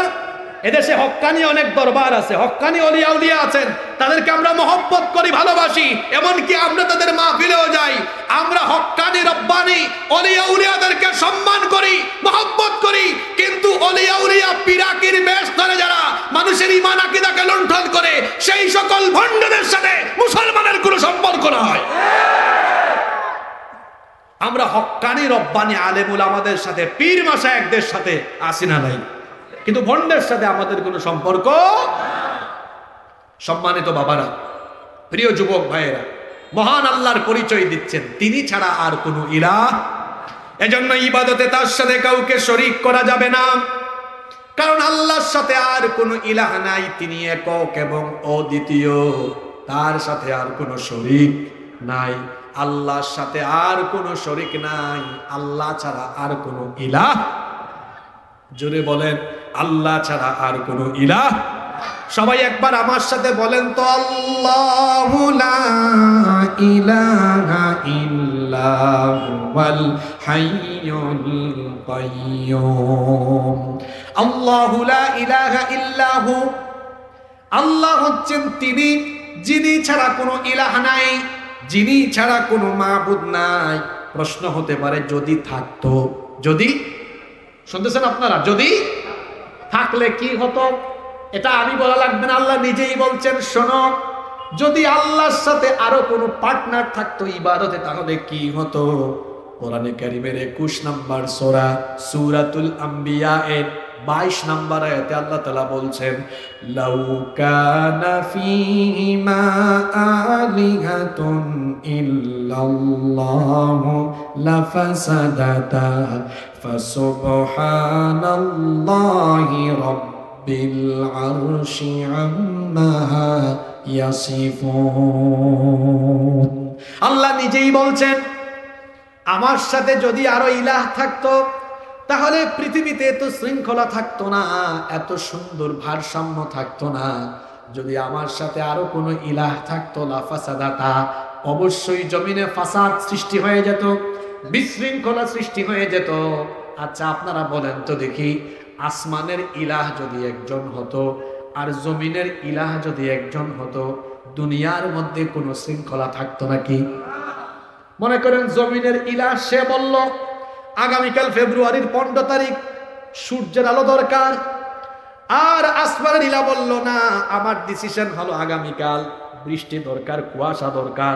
দুইজন দুই রকম কথা বললে, পাটা পুতাইলের মাঝখানে যা থাকে, শিল পাটার মাঝখানে যা ঢোকে, যদি আসমানের ইলাহ আর জমিনের ইলাহ দুইজন হতো, আমরাও শিল পাটার মাঝখানে, আমরা যারা মানুষ আছি আমরাও শেষ হয়ে যাইতাম, কোনো শৃঙ্খলা থাকতো না। কিন্তু আপনারা বলেন তো, আসমান জমিন বা মহাবিশ্ব পরিচালনায় কোনোদিন কি কোনো বিশৃঙ্খলা হয়েছে নাকি? হওয়ার কি কোনো সম্ভাবনা আছে নাকি? কেন হয় না? তার কারণ হলো আল্লাহু লা ইলাহা ইল্লা হুয়াল হাইয়ুল কাইয়্যুম। কারণ হলো তিনি একজন, তিনি একক, লা ইলাহা ইল্লা হুয়া, তিনি ছাড়া আর কোনো ইলাহ নাই, কোনো মাবুদ নাই। যদি থাকতো তাহলে বিশৃঙ্খলা হতো, ফাসাদ হতো। এজন্য আল্লাহ তাআলা কোরআনে কারীমের 23 নম্বর সূরা সূরাতুল মুমিনুনের 91 নম্বর আয়াতে বললেন, মাত্তাখাযাল্লাহু মিন ওয়ালাদিন ওয়া মা কানা মাহু মিন ইলাহিন ইযাল লাযাহাবা কুল্লু ইলাহিন বিমা খালাকা ওয়া লা'আলা বা'দুহুম আলা বা'দ সুবহানাল্লাহি আম্মা ইয়াসিফুন। আল্লাহ তাআলা বলছেন, তিনি কাউকে সন্তান হিসাবে গ্রহণ করেননি। বিষয়টা এমন নয় যে আল্লাহ সন্তানাদি আছে আর তারাও আল্লাহর ক্ষমতায় ভাগ বসাবে, নাউজুবিল্লাহ। বিষয়টা এমন নয়। আল্লাহ বলছেন, আমার সাথে কোনো সন্তানাদি নাই, আমার সাথে কেউ নাই। যদি থাকতো তাহলে প্রত্যেকেই তার নিজস্ব সৃষ্টি নিয়ে আলাদা হয়ে যেত, আরেকজন আরেকজনের উপর চড়াও হয়ে যেত, গরম হয়ে যেত। তখন পৃথিবীতে ভারসাম্য থাকতো না, শৃঙ্খলাপূর্ণ ব্যবস্থাপনা থাকতো না। আল্লাহ বলছেন পৃথিবীতে শৃঙ্খলাপূর্ণ, সুন্দর, সুচারু, সুশৃঙ্খল ব্যবস্থাপনা এই জন্যই আছে কারণ মহাবিশ্বকে পরিচালনা করেন একজন। জোরে বলেন তিনি কে? আল্লাহ বলছেন সে আল্লাহ ছাড়া কোনো ইলাহ নাই, কোনো মাবুদ নাই। তিনি ছাড়া তোমরা আর কারো গোলামি করো না, উপাসনা করো না, ইবাদত করো না। আল্লাহ তাআলা বলছেন আল্লাহকে বাদ দিয়ে পৃথিবীর মানুষ যাদেরকে পূজা করে, উপাসনা করে, ইবাদত বন্দেগি করে, তাদের উদাহরণ হলো এমন। কোরআনে কারীমের 22 নম্বর সূরা সূরাতুল হজের 73 নম্বর আয়াত থেকে আল্লাহ বলছেন ইন্নাল্লাযীনা তাদউনা মিন দুনিল্লাহি লা يخلقوا ذبابا ولو اجتمعوا له وإن يسلبهم الذباب شيئا لا يستنقذوه منه ضعف الطالب والمطلوب আল্লাহ তাআলা বলছেন নিশ্চয়ই যারা আল্লাহকে বাদ দিয়ে অন্য কাউকে ডাকে এরা তো সবাই মিলে একটা মশা বা মাছি সৃষ্টি করার কোনো যোগ্যতা রাখে না। এমনকি তাদের সামনে থেকে যদি মশা মাছি কোনো কিছু নিয়ে যায় সেটাকে রক্ষা করার কোনো রকম ক্ষমতা তারা রাখে না। রাখে না কি বলেন? আমার একটা ঘটনা এখন মনে পড়লো, এই আয়াত পড়ার কারণে একটা ঘটনা এখন মনে পড়লো। বলেন তো দেখি আমাদের জাতির পিতা কে? আরো আসতে বলেন, আমাদের জাতির পিতাকে? জোর করে জাতির ঘাড়ে জাতির পিতা চাপিয়ে দেওয়া যাবে না। মুসলমানদের জাতির পিতা হলেন হযরত ইব্রাহিম আলাইহিস সালাম। তিনি জোর করে জাতির পিতা হন নাই, তাকে জাতির পিতা বানিয়েছেন কে? মিল্লাতা আবিকুম ইব্রাহিম, তোমাদের এই মিল্লাতের পিতা হলেন সাইয়েদনা ইব্রাহিম আলাইহিস সালাম। সুবহানাল্লাহ বলুন। ইব্রাহিম আলাইহিস সালামকে আল্লাহ তাআলা এমন এক জাতির কাছে পয়গম্বর বানিয়ে পাঠালেন, সেই জাতির লোকেরা ছিল মূর্তি পূজারী। এমনকি যে ঘরে তার জন্ম হয়েছে তার বাবা নিজেই ছিলেন একজন মূর্তির কারিগর। এইরকম ঘরে তার জন্ম হয়েছে। প্রথমে তিনি তার বাবাকে দাওয়াত দিয়েছেন, তারপরে তার জাতির লোকদেরকেও দাওয়াত দিয়েছেন। কেউ তার দাওয়াত গ্রহণ করে না। একদিন তার জাতির লোকেরা মেলায় চলে গেল, তিনি মূর্তির ঘরে ঢুকলেন। ঢুকার পরে দেখলেন মূর্তির সামনে অনেক খাবার দাবার রাখা আছে। তিনি গিয়ে বললেন কি ব্যাপার, তোমাদের সামনে দেখি এত খাবার দাবার, আলা তাকুলুন, খাবার আছে এগুলো খাও না কেন? তিনি জিজ্ঞেস করলেন খাবার আছে খাও। তিনি এদেরকে বললেন খাবার খাওয়ার জন্য, এরা খাবার খায় না, উনার কথার কোনো জবাবও দেয় না। তিনি বললেন বললাম খাবার খাও, খাইতেছ না, ফামা লাকুম লা তানতিকুন, কি হয়েছে আমার সাথে কথাও তো বলো না। খাবার খেতে বললেন খায় না, কথা বলতে বললেন কথাও বলে না। তখন তিনি হাতের মধ্যে কুঠার নিয়ে সবগুলা মূর্তিকে চূর্ণ বিচূর্ণ করে দিয়ে আসার সময় বড় মূর্তিটার কাঁধের মধ্যে কুঠার রেখে দিয়ে চলে আসলেন। এরা মেলা থেকে ফিরে এসে দেখে হায় হায় হায়, আমাদের একটা ক্ষুধাও নাই, সব ক্ষুধা হয়ে গেছে হুদা। এই কাম করলো কে? বলা হলো সম্ভবত এটা ইব্রাহিমের কাজ। ইব্রাহিম আলাইহিস সালামকে ডেকে আনা হলো, বলা হলো তুমি কি কাজটা করেছো নাকি? তিনি বললেন আচ্ছা তোমরা আমাকে কেন প্রশ্ন করো? দেখো না বড় মূর্তিটার কাঁধের মধ্যে কুঠার রাখা, নিশ্চয়ই সে এই কাজ করেছে। আমাকে প্রশ্ন না করে তাকে প্রশ্ন করো। তারা তখন বলল তাকে কেমনে প্রশ্ন করতাম, অত বধির, অত কথা শুনে না, কথা বলতেও পারে। ইব্রাহিম আলাইহিস সালাম দাওয়াতের চান্স পেয়ে গেলেন, তখন বললেন যেটা তোমাদের কথা শুনে না, কথা বলতেও পারে না, এমনকি যে তার হেফাজত নিজেই নিজের হেফাজত করতে পারে না, এই মূর্তি কেমনে তোমাদের হেফাজত করতে পারবে না? এই মূর্তি দুনিয়া আখিরাতে তোমাদের কোনো উপকারে আসবে না। তিনি তখন দাওয়াত দিলেন কার? জোরে বলেন দাওয়াত দিলেন কার? এই দুনিয়ার মানুষ এজন্য একমাত্র আল্লাহর ইবাদত করবে, কারণ তিনি ছাড়া আর কোনো ইলাহ নাই, তিনি ছাড়া আর কোনো মাবুদ নাই। এজন্য আল্লাহ তাআলা আয়াতুল কুরসির প্রথম অংশে তিনি তার একত্ববাদের পরিচয় তুলে দিলেন। আল্লাহ তাআলা বললেন, পড়েন আমার সাথে, আল্লাহু লা ইলাহা ইল্লা হুয়াল হাইয়ুল কাইয়্যুম। আল্লাহু লা ইলাহা ইল্লা হুয়া, আল্লাহ হচ্ছেন তিনি যিনি ছাড়া আর কোনো ইলাহ নাই। এরপরে দ্বিতীয় পূর্ণাঙ্গ অর্থবোধক বাক্য হলো আল হাইয়ুল কাইয়্যুম। এবার আল্লাহ তাআলা ক্ষমতার পরিচয় আরম্ভ হয়েছে। সকল ক্ষমতার মালিক যিনি, জুড়ে বলেন তিনি কে? কিন্তু আমাদের দেশে তো মানুষ বলে, সংবিধানেও আছে সকল ক্ষমতার উৎস। আপনারা কি সকল ক্ষমতার উৎস নাকি? তা আপনাদের পেট ব্যথা হয় কেন? মাথা ব্যথা হয় কেন? আপনাদের আলসার হয় কেন? ক্যান্সার হয় কেন? হাই প্রেশার হয় কেন? আপনার নিজের 3.5 হাত বডির উপরেই আপনার ক্ষমতা চলে না, আর আপনি বলেন সকল ক্ষমতার উৎস। এটা হলো একটা পাম্প। এটা কি? ইলেকশনে ভোট পাওয়ার ডান্ডা।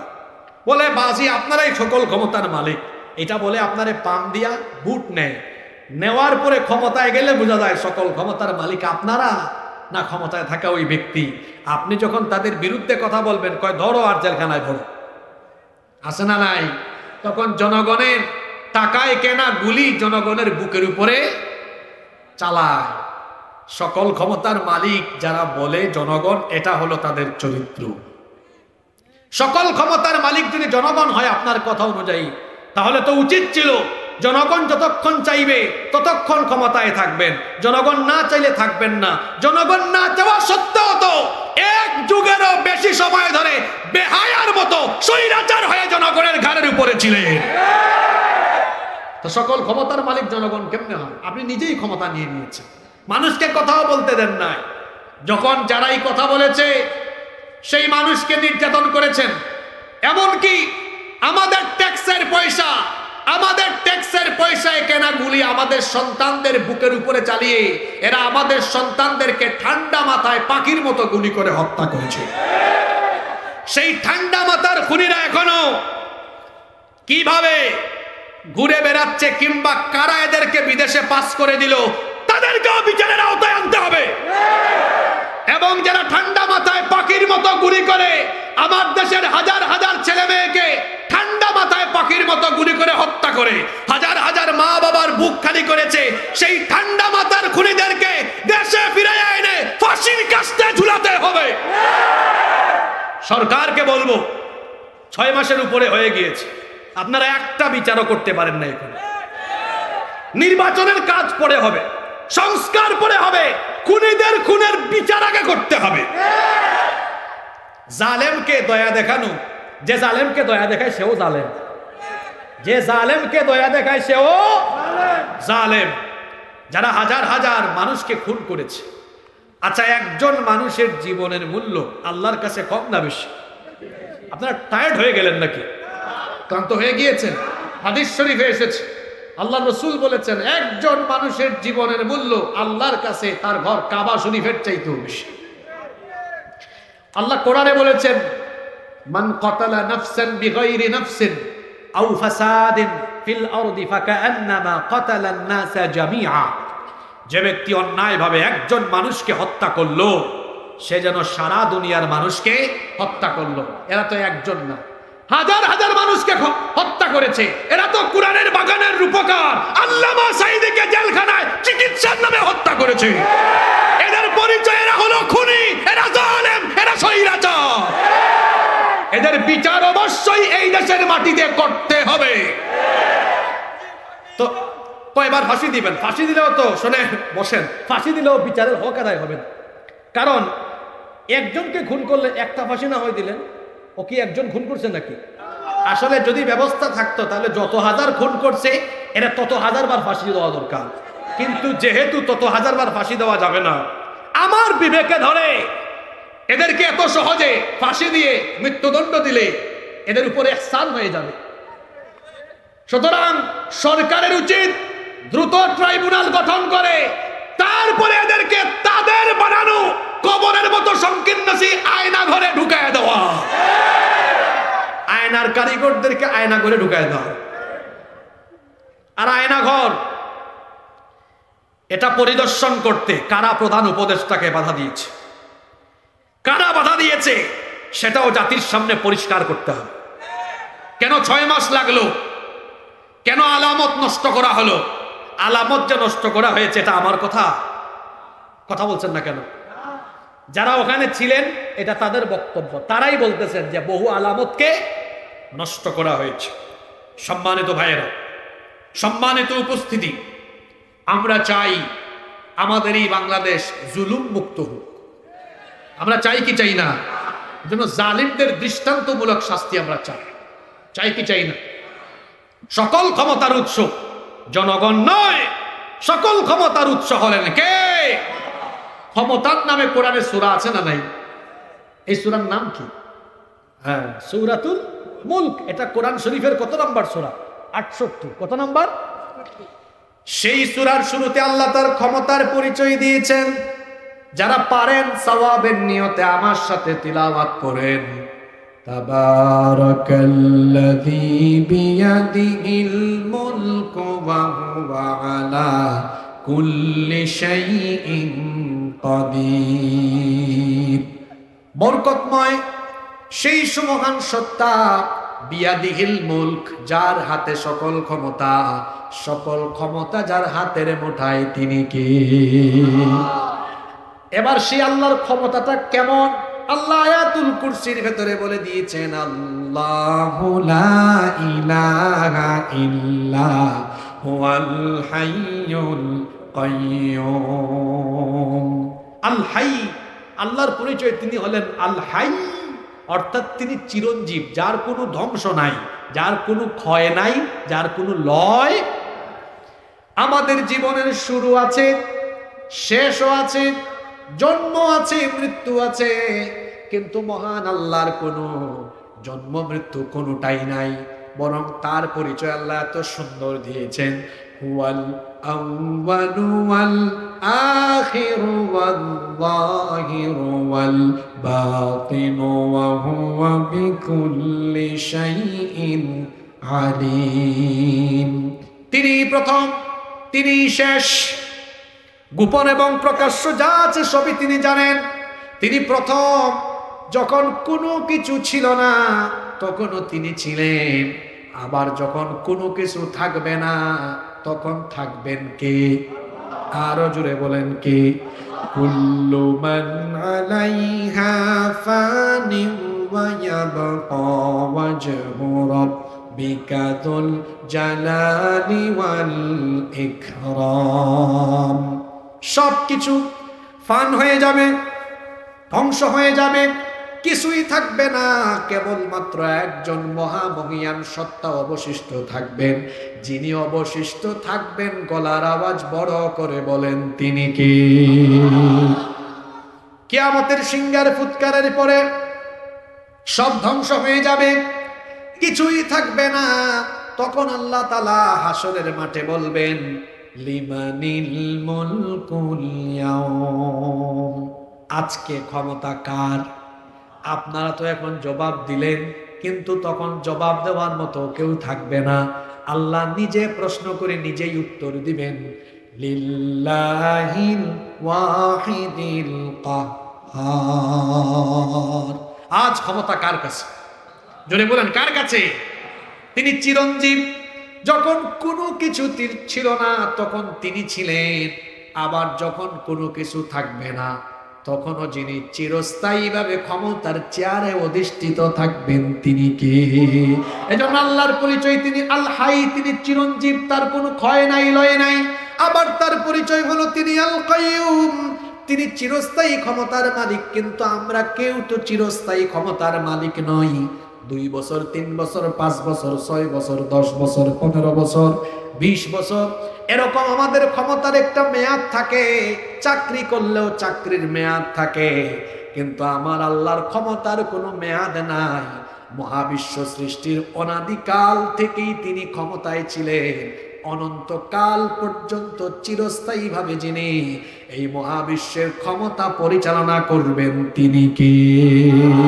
এজন্য আল্লাহ আয়াতুল কুরসির শুরুতেই তার পরিচয় দিয়েছেন, পড়েন আল্লাহু লা ইলাহা ইল্লা হুয়াল হাইয়ুল কাইয়্যুম। আল্লাহ হচ্ছেন তিনি যিনি ছাড়া কোনো ইলাহ নাই, যিনি ছাড়া কোনো মাবুদ নাই, তিনি চিরঞ্জীব এবং চিরস্থায়ী। এরপরে আয়াতুল কুরসির ভেতরে থাকা 3 নাম্বার পরিপূর্ণ অর্থবোধক বাক্য হলো, পড়েন আমার সাথে, লা তাখুযুহু সিনাতুন ওয়ালা নাওম। তন্দ্রা বা ঘুম তাকে ধরতে পারে না, আচ্ছন্ন করতে পারে না। এখানে আপনারা তো বুঝবেন না, এটা আলেমরা ভালো বুঝবেন। মহান আল্লাহর শব্দ চয়নের নমুনা কত সুন্দর। আল্লাহ যদি বলতেন তিনি ঘুমান না, তাহলে এক শ্রেণীর মানুষ আছে না মুনাফিক, এরা বলতো বুঝছি ঘুম আছে কিন্তু ইচ্ছা করে ঘুমায় না। কিন্তু আল্লাহর শব্দ চয়ন করেছেন কেমন, তিনি আগেই বলেছেন শোনো তিনি ঘুমাবেন কেমনে, ঘুমের তো ক্ষমতাই নাই, লা তাখুযুহু ধরার কোনো ক্ষমতাই নাই, ধরতে পারে না। সিনা, ওই যে সিনা মানে জুরানি বলেন নাকি আপনারা, না জিমানি বলেন? জুরানি, জিমানো, জীবাণু বা ঘুম কোনো কিছু তাকে ধরতেই পারে না। ধরবে কেমনে? কারণ ঘুমকে সৃষ্টি করেছেন কে? মহান আল্লাহ যদি ঘুমাতেন, তিনি যদি আমাদের মতো তন্দ্রাচ্ছন্ন হতেন, তাহলে তো মহাবিশ্ব সুচারুভাবে সুশৃঙ্খল ভাবে পরিচালনা হতো না।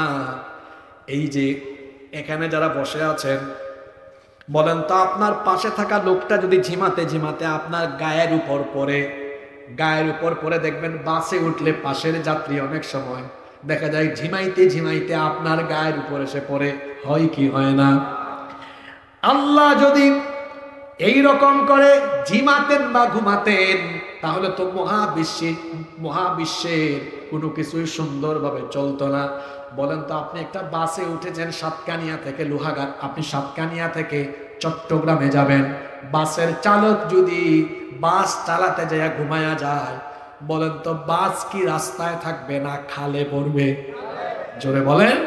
এটা রাস্তায় থাকবে না। মাঝে মাঝে দেখবেন আমরাও এই রাস্তায় যখন সফর করি দেখি ট্রাক উল্টে গিয়েছে, বাস দেখি আমরা রাস্তা থেকে পড়ে গিয়েছে, ধারণা করি হয়তো বাস চালক ট্রাক চালক ঘুমায়া গিয়েছে।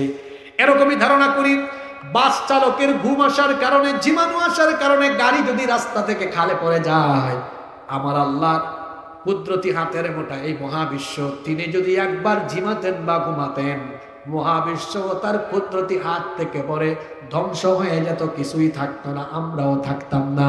আল্লাহ বলছেন আমার কোনো ঘুম নাই, তন্দ্রা নাই, তন্দ্রা বা ঘুম আমাকে ধরতে পারে না। এজন্য আল্লাহ তার পরিচয় দিলেন, পরেন আমার সাথে, লা তাখুযুহু সিনাতুন ওয়ালা নাওম। সিনা, তন্দ্রা বা ঘুম তাকে আচ্ছন্ন করতে পারে না। সুবহানাল্লাহ। এরপরে আল্লাহ পরবর্তী অংশে আয়াতুল কুরসির পরবর্তী অংশটি হলো 4 নাম্বার পরিপূর্ণ অর্থবোধক বাক্য। আল্লাহ এরপরে বলছেন আমার আল্লাহর ক্ষমতার পরিধি আল্লাহ সুন্দর করে বুঝায় দিলেন। আমার আল্লাহর ক্ষমতার পরিধি, ক্ষমতার আয়তন কত আল্লাহ বুঝায় দিলেন। লাহু মা ফিস সামাওয়াতি ওয়া মা ফিল আরদ। সামাওয়াত বহুবচন দেওয়া হয়েছে, সামাউন এক বচন, সামাওয়াত বহুবচন। আল্লাহ বলছেন একটা আসমান নয়, 7 আসমান আর জমিন, এবং এর মাঝখানে যা আছে সব কিছুতে যার ক্ষমতা চলে তিনি কে? ওয়ালিল্লাহি মুলকুস সামাওয়াতি ওয়াল আরদি ওয়া মা বাইনাহুমা ইয়াখলুকু মা ইয়াশা ওয়াল্লাহু আলা কুল্লি শাইইন কাদির। আসমান সমূহ এবং জমিন আর এর মাঝখানে যা কিছু আছে সব কিছুতে যার মালিকানা, যার ক্ষমতা, আধিপত্য, কর্তৃত্ব বিরাজমান, জুড়ে বলেন তিনি কে? এই উপজেলার চেয়ারম্যান সাহেবের ক্ষমতা এই উপজেলায় উনার কথায় অন্য উপজেলার দারোয়ানেরও চাকরি যাবে না।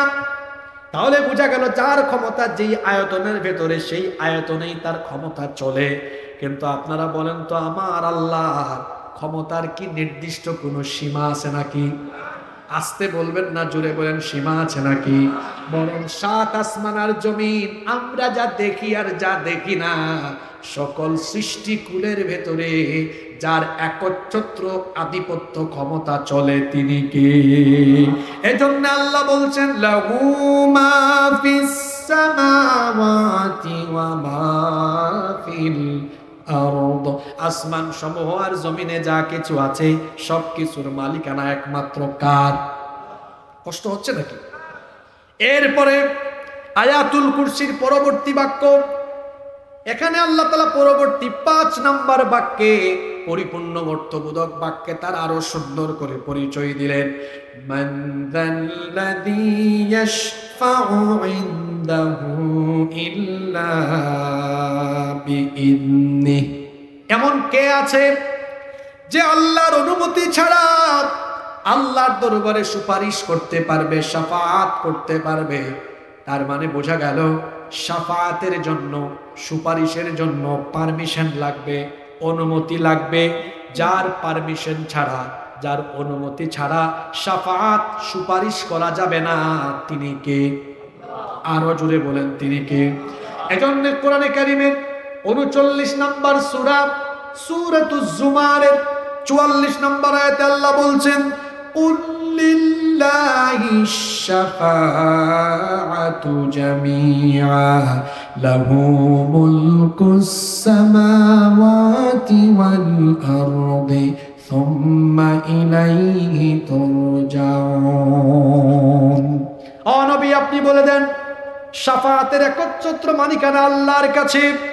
তিনি যতক্ষণ চাইবেন না কেউ শাফায়াত করতে পারবে না। কিয়ামতের দিন শাফায়াতের জন্য, সুপারিশের জন্য যার পারমিশন লাগবে, জোরে বলেন, তিনি কে? আর সর্বপ্রথম শাফায়াতের জন্য যাকে পারমিশন দেওয়া হবে তিনি আর কেউ নন, আখিরি নবী, আমার নবী, আপনার নবী মুহাম্মদুর রাসূলুল্লাহ সাল্লাল্লাহু আলাইহি ওয়াসাল্লাম। তাকে সবার আগে পারমিশন দেওয়া হবে। আমার নবী ছাড়া কিয়ামতের দিন কেউ আগে সুপারিশের কোনো সুযোগই পাবেন না। সর্বপ্রথম সুপারিশের জন্য আমার নবীকে সুযোগ দেওয়া হবে। কিয়ামতের ময়দানে সকল মানুষ হাসরের মাঠে যখন উপস্থিত হবে, সে এক করুণ এবং বিভীষিকাময় দৃশ্যের অবতারণা হবে। মানুষের মাথা থেকে 9,30,00,000 মাইল অর্থাৎ 15 কোটি কিলোমিটার দূরে থাকা সূর্য কিয়ামতের দিন একেবারে নিকটবর্তী হয়ে যাবে, যার কারণে গুনাহগারদের মাথার চান্দি ফেটে মগজ উতরে উতরে গলে গলে গলে গলে বেয়ে বেয়ে পড়তে থাকবে। মানুষের মুখের ভেতর থেকে জিহ্বা বের হয়ে কুকুরের মতো নাভিস্থল পর্যন্ত ঝুলতে থাকবে। এক কঠিন পরিস্থিতি বিরাজমান হবে। বিচারের দিনটা কতটুকু লম্বা হবে? নবীজি বলেছেন, 50 আলফা সানাতিম মিম্মা তাউদ্দুন। তোমরা যে দুনিয়ায় হিসাব করো, দুনিয়ার হিসেব অনুযায়ী বিচারের দিনটা 50,000 বছর লম্বা হয়ে যাবে। আল্লাহু আকবার। দীর্ঘ সময় ধরে দাঁড়িয়ে থাকতে থাকতে মানুষেরা বড় পেরেশান হয়ে যাবে, দিশেহারা হয়ে যাবে। লোকেরা এবার চলে যাবে পৃথিবীর প্রথম মানুষ এবং প্রথম নবী বাবা আদম আলাইহিস সালামের কাছে, গিয়ে বলবে, ওগো আমাদের বাবা আদম, আপনি হলেন দুনিয়ার প্রথম মানুষ এবং প্রথম নবী। আল্লাহ তাআলা তার নিজের কুদরতি হাতে আপনাকে বানিয়েছেন, এমনকি আল্লাহ তাআলা আপনার ভেতরে নিজেই রূহ ফুঁকে দিয়েছেন। আপনি আল্লাহর কাছে দোয়া করেন, তিনি যেন বিচারের কাজটা আরম্ভ করেন, একটু সুপারিশ করেন, একটু আপনি সুপারিশ করেন, আল্লাহ যেন বিচারটা আরম্ভ করেন। বাবা আদম আলাইহিস সালাম বলবেন, আমি পারবো না, নিষিদ্ধ গাছের ফল ভক্ষণ করেছিলাম, জানি না আজ আমার রব আমার সাথে কেমন ব্যবহার করেন, আমি পারবো না। তোমরা যাও আমার ছেলে নূহ এর কাছে। লোকেরা নূহ আলাইহিস সালামের কাছে যাবে, গিয়ে দেখবে তিনি নাফসি নাফসি জিকির করছেন, তিনি তার নিজেকে নিয়ে পেরেশানিতে আছেন। লোকেরা বলবে, আপনি একটু আল্লাহর কাছে সুপারিশ করেন, তিনি যেন বিচার আরম্ভ করেন। তিনি বলবেন, আমি পারবো না। কারণ আমি আমার উম্মতের জন্য বদদুয়া করেছিলাম। জানি না আজ আমার রব আমার সাথে কেমন ব্যবহার করেন। আমি পারবো না, আমি অক্ষম। চলে যাও তোমরা মুসা আলাইহিস সালামের কাছে। লোকেরা মুসা নবীর কাছে যাবে, গিয়ে দেখবে তিনি নাফসি নাফসি জিকির করে নিজেকে বড় পেরেশান। তিনি এবার নিজেকে পেরেশানিতে নিয়ে নিজের কথা চিন্তা করছেন। বলবে, আপনি যদি এভাবে করেন আমরা কোথায় যাব? আল্লাহর কাছে একটু বলেন। আপনি তো আল্লাহর সাথে দুনিয়াতেই কথা বলেছেন, আল্লাহকে বলেন, সুপারিশ করেন, তিনি যেন বিচার আরম্ভ করেন। মুসা নবী বলবেন, আমি তো ফেরাউনের বংশের এক লোককে একটা থাপ্পড় দিয়ে দুনিয়া থেকে বিদায় করেছি। জানি না আজ আমার আল্লাহ আমার সাথে কেমন ব্যবহার করেন। আমি পারবো না। লোকেরা আবার চলে যাবে ইব্রাহিম আলাইহিস সালামের কাছে, তিনিও বলবেন আমি পারবো না। লোকেরা এরপরে যাবে ঈসা আলাইহিস সালামের কাছে। ঈসা আলাইহিস সালাম বলবেন, আমিও তো পারবো না, আমি নফসি নফসি জিকির করছি, আমি কেমনে পারবো? খ্রিস্টানরা আমাকে আল্লাহর ছেলে বানিয়ে ফেলেছে, জানি না আজ আল্লাহ আমাকে এই জন্য পাকড়াও করেন কিনা, আমিও পারবো না। তিনি বলবেন, এত জায়গায় ঘোরাঘুরি করে কোনো লাভ নাই, জায়গা মতো চলে যাও আখিরি নবী মুহাম্মাদুর রাসূলুল্লাহ সাল্লাল্লাহু আলাইহি ওয়াসাল্লামের কাছে। লোকেরা এবার প্রিয় নবীজির কাছে যাবে। আল্লাহর নবী তখন মাকামে মাহমুদের কাছে থাকবেন। লোকেরা গিয়ে বলবে, ওগো আমাদের নবী, আপনি কি আল্লাহর দরবারে সুপারিশ করবেন না? লম্বা সময় ধরে দাঁড়িয়ে থাকতে থাকতে আমরা পেরেশান, আল্লাহর কাছে সুপারিশ করেন, তিনি যেন বিচার আরম্ভ করেন। আল্লাহর নবী তখন তার মাথা নত করে দিয়ে আল্লাহর কুদরতি চরণে লুটিয়ে পড়বেন। আমার আল্লাহর রহমতের দরিয়ায় জোশ মারবে। আল্লাহ বলবেন, হাবিব ইরফা রাসাক, আপনার মাথা উঠান। সালতুতাহু, কি চাইবেন আমার কাছে চান, আপনাকে দেওয়া হবে। আমি আপনার সুপারিশ কবুল করলাম, আপনাকে আজ প্রথম সুপারিশের অনুমতি দিলাম। আমার নবীর শাফাতের পারমিশন আমি সবার আগে আপনাকে দিলাম। আপনার যার জন্য ইচ্ছা হয়, যাকে পছন্দ হয়, তার জন্য শাফায়াত করে সুপারিশ করে তাদেরকে নিয়ে আমার জান্নাতে চলে যান। সুবহানাল্লাহ কইতে পারলেন না? নবীজির শাফায়াত কিয়ামতে দরকার আছে না নাই? জোরে বলেন, দরকার আছে না নাই? আমার নবী যার জন্য শাফায়াত করবেন, সেই ব্যক্তির জন্য জান্নাত ওয়াজিব করে দিবেন কে? হে আল্লাহ, কিয়ামতের ময়দানে আমাদের প্রিয় নবী নসিব করে দিও, বলেন আমিন। সে আল্লাহ বলছেন, আমার অনুমতি পাওয়া ছাড়া কিয়ামতের দিন কেউ সুপারিশ করতে পারবে না। সবার আগে সুপারিশ দেওয়া হবে নবীজিকে, এরপরে অন্যান্য নবীরা, এরপরে যার যার মর্যাদা অনুযায়ী নবিয়িনের পরে সিদ্দিকিন, শুহাদা, তারপরে সালেহিন। আস্তে আস্তে ধীরে ধীরে পর্যায়ক্রমে বাকিদেরকেও সুপারিশের পারমিশন দেওয়া হবে। তবে সুপারিশের জন্য সর্বপ্রথম যাকে পারমিশন দেওয়া হবে তিনি মুহাম্মাদুর রাসূলুল্লাহ, আমরা বলি সাল্লাল্লাহু আলাইহি ওয়াসাল্লাম।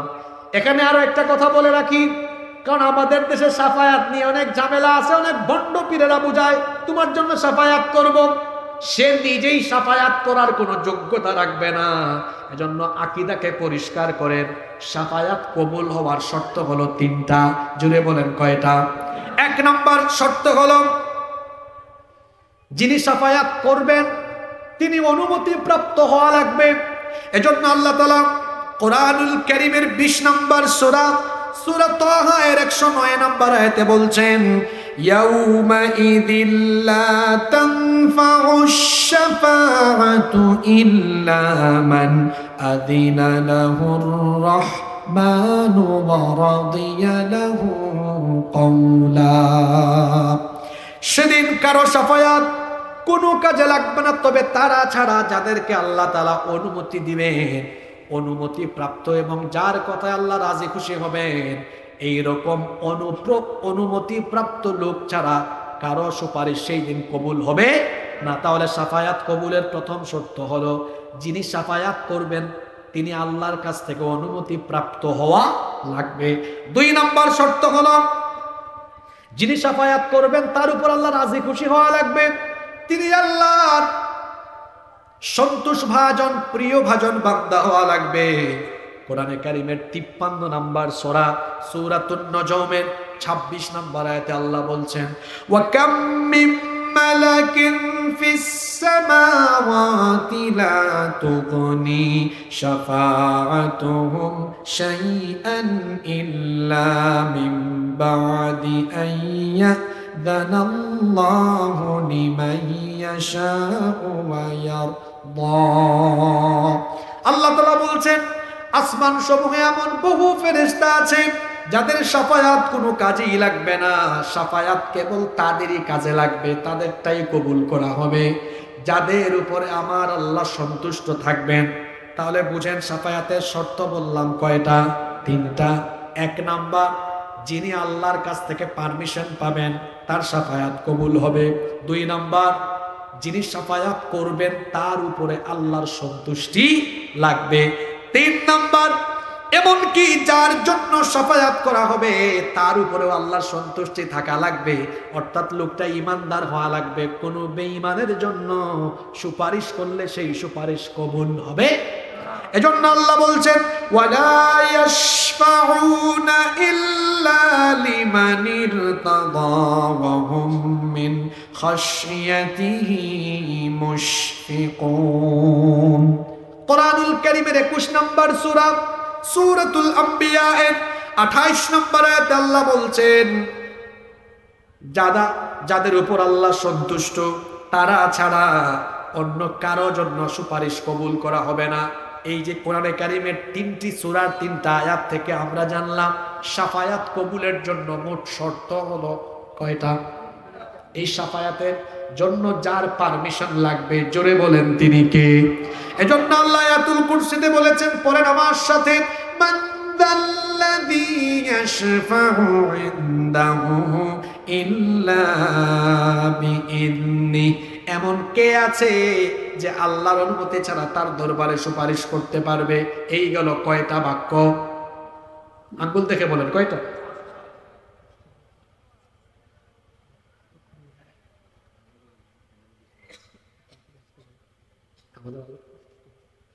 কয়টা বললাম? 5টা। কষ্ট হচ্ছে? এই তো আমাদের আর 10-12 মিনিট লাগবে, বাকি 5টা আমরা শুনবো নাকি মোনাজাত দিয়ে দিব? 6 নম্বর পূর্ণাঙ্গ অর্থবোধক বাক্য হলো, পড়েন আমার সাথে, ইয়ালামু মা বাইনা আইদিহিম ওয়া মা খালফাহুম। সামনে পিছনে যা কিছু হয় সব কিছু যিনি জানেন, জোরে বলেন তিনি কে? আস্তে বলবেন না, জোরে বলেন তিনি কে? এই যে মানুষ এত ক্ষমতা দেখায়, সে তো সব জানে না।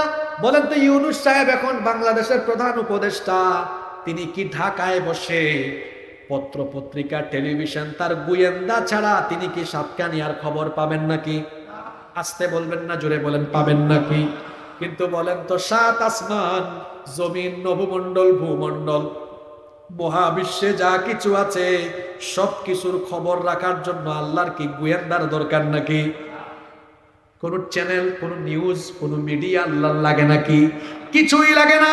কারণ আল্লাহ বলছেন ইন্নাল্লাহা লা ইয়াখফা আলাইহি শাইউন ফিল আরদি ওয়ালা ফিস সামা।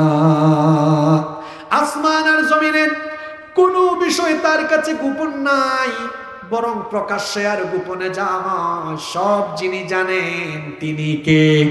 সে আল্লাহ বলছেন ইন তুবদু শাইআন আও তুখফুহু ফা ইন্নাল্লাহা কানা বিকুল্লি শাইইন আলিমা। যদি তোমরা কোনো কিছু প্রকাশ করো অথবা কোনো কিছু যদি গোপন করো, সব কিছু যিনি জানবেন তিনি কে? আপনার কাছে গোপন বিষয়ের খবর নাও থাকতে পারে, কিন্তু আল্লাহর কাছে সব খবরই আছে।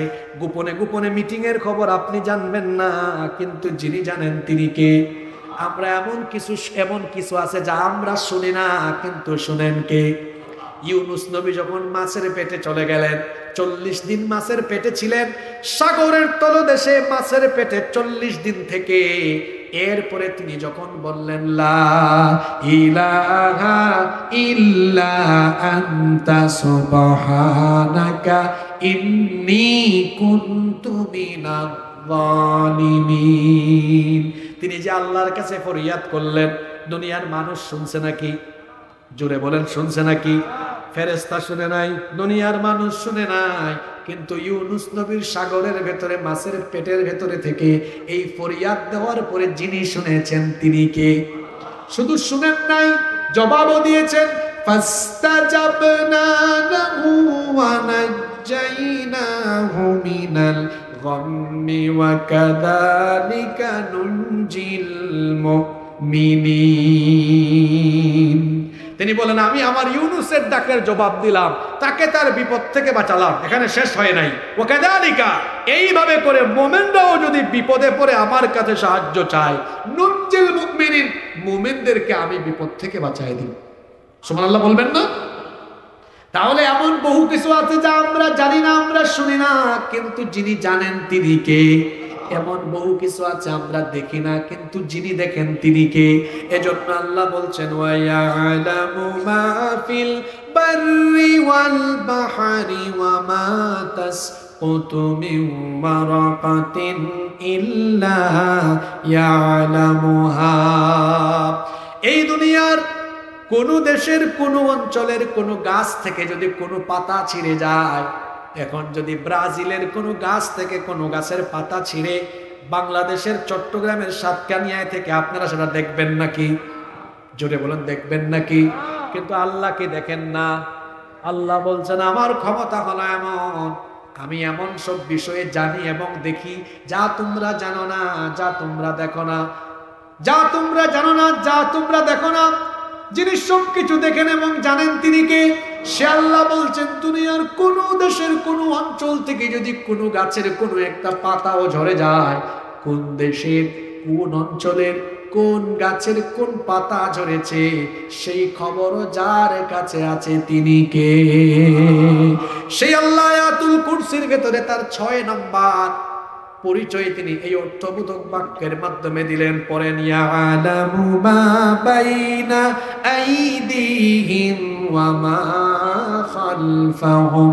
মিডিয়া ছাড়া, কোনো মাধ্যম ছাড়া আসমান জমিনের সকল বিষয়ের খবর যিনি জানেন তিনি কে? এরপরে আল্লাহ পরবর্তী 7 নম্বর পূর্ণাঙ্গ অর্থবোধক বাক্যের মাধ্যমে তার পরিচয় দিচ্ছেন, ওয়ালা ইউহিতুনা বিশাইইম মিন ইলমিহি ইল্লা বিমা শাআ।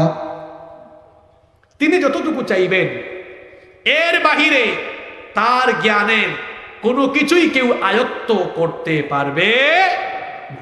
আল্লাহ যতটুকু চাইবেন ততটুকু জানতে পারবেন। তাহলে ইলমের বড়াই করা যাবে না, ইলমের বড়াই করা যাবে না।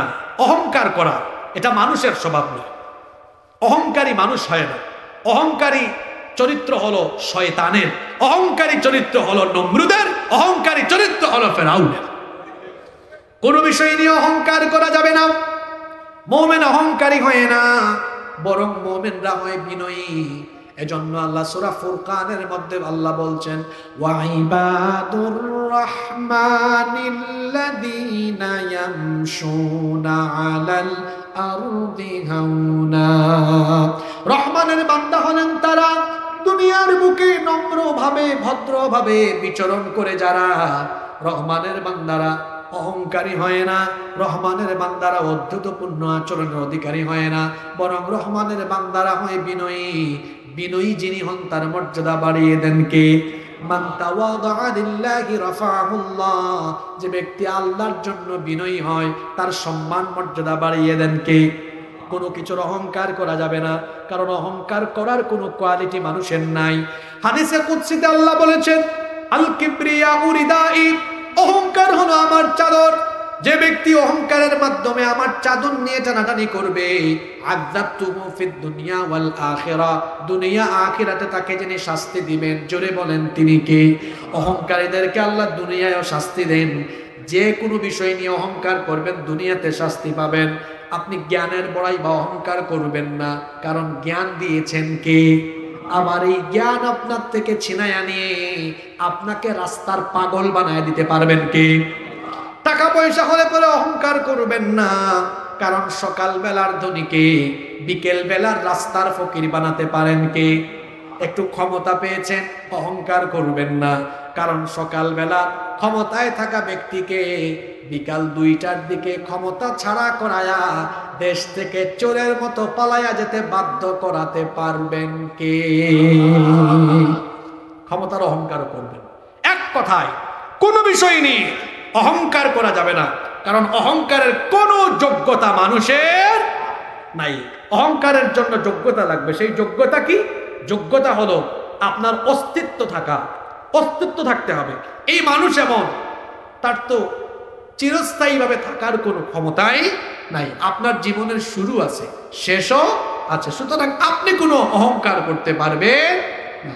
এজন্য কোনো বিষয় নিয়ে অহংকার করা যাবে না। জ্ঞান মহান আল্লাহর নিয়ামত। আল্লাহ বলছেন আয়াতুল কুরসির ভেতরে, আমি যতটুকু চাইব এর বাহিরে কেউ আমার জ্ঞানের কোনো কিছুই আয়ত্তে আনতে পারবে। আমাদের জ্ঞান হলো সসীম, সীমাবদ্ধ, কিন্তু আল্লাহর জ্ঞান, যদি বলেন আল্লাহর জ্ঞান, এই যে কোরআন শরীফ আমার সামনে, এটা তো আমাদের বাণী না, এটা কালামুল্লাহ। এটা কার বাণী? এই জ্ঞানের পরিধি এত ব্যাপক। আচ্ছা, কোরআন নাজিল হয়েছে ১৫০০ বছর আগে, এত বছর হয়ে গেল, মাহফিল তো প্রতি বছর হয়। এই ১৫০০ বছর ধরে এত দার্স, এত ওয়াজ, এত মাহফিল, এত খুতবা হয়। কত মানুষ কোরআনের তাফসীর লিখেছেন, কত মহান মনীষী। আল্লামা ইবনে কাসির লিখেছেন, তারপরে ইবনে জারির আত-তাবারি রাহিমাহুল্লাহ তিনি তাফসীরে তাবারি লিখেছেন, তাফসীরে কুরতুবী, তাফসীরে জালালাইন আল্লামা জালালউদ্দিন সুয়ুতী লিখেছেন, তাফসীরে মারিফুল কোরআন, তাফহিমুল কোরআন, তাফসীর আল মুনির, তাফসীরে বাইদাওয়ী, তাফসীরে কাশফ, কত তাফসীর আছে। আপনারা বলেন তো, কেউ কি তাফসীর করে বলেছেন কোরআনের তাফসীর এই শেষ, এর বাইরে আর কিছুই নাই? বলতে পেরেছেন? জোরে বলেন, বলতে পেরেছেন? কিয়ামত পর্যন্ত কেউ বলতে পারবে? কেউ পারবে না। কারণ এই কোরআন তো ওহীর জ্ঞান, ওহীর জ্ঞানের কোনো সীমানা নাই, এর কোনো পরিধি নাই। এজন্য আল্লাহ কোরআনে বলেছেন, قُلْ لَوْ كَانَ الْبَحْرُ مِدَادًا لِكَلِمَاتِ رَبِّي لَنَفِدَ الْبَحْرُ قَبْلَ أَن تَنفَدَ كَلِمَاتُ رَبِّي وَلَوْ جِئْنَا بِمِثْلِهِ مَدَدًا।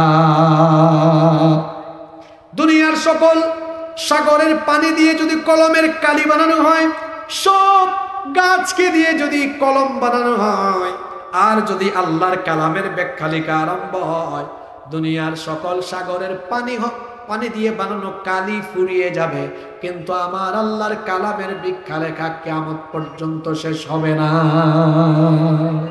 সুবহানাল্লাহ পড়েন। সেই আল্লাহ জ্ঞানের সীমানা অসীম।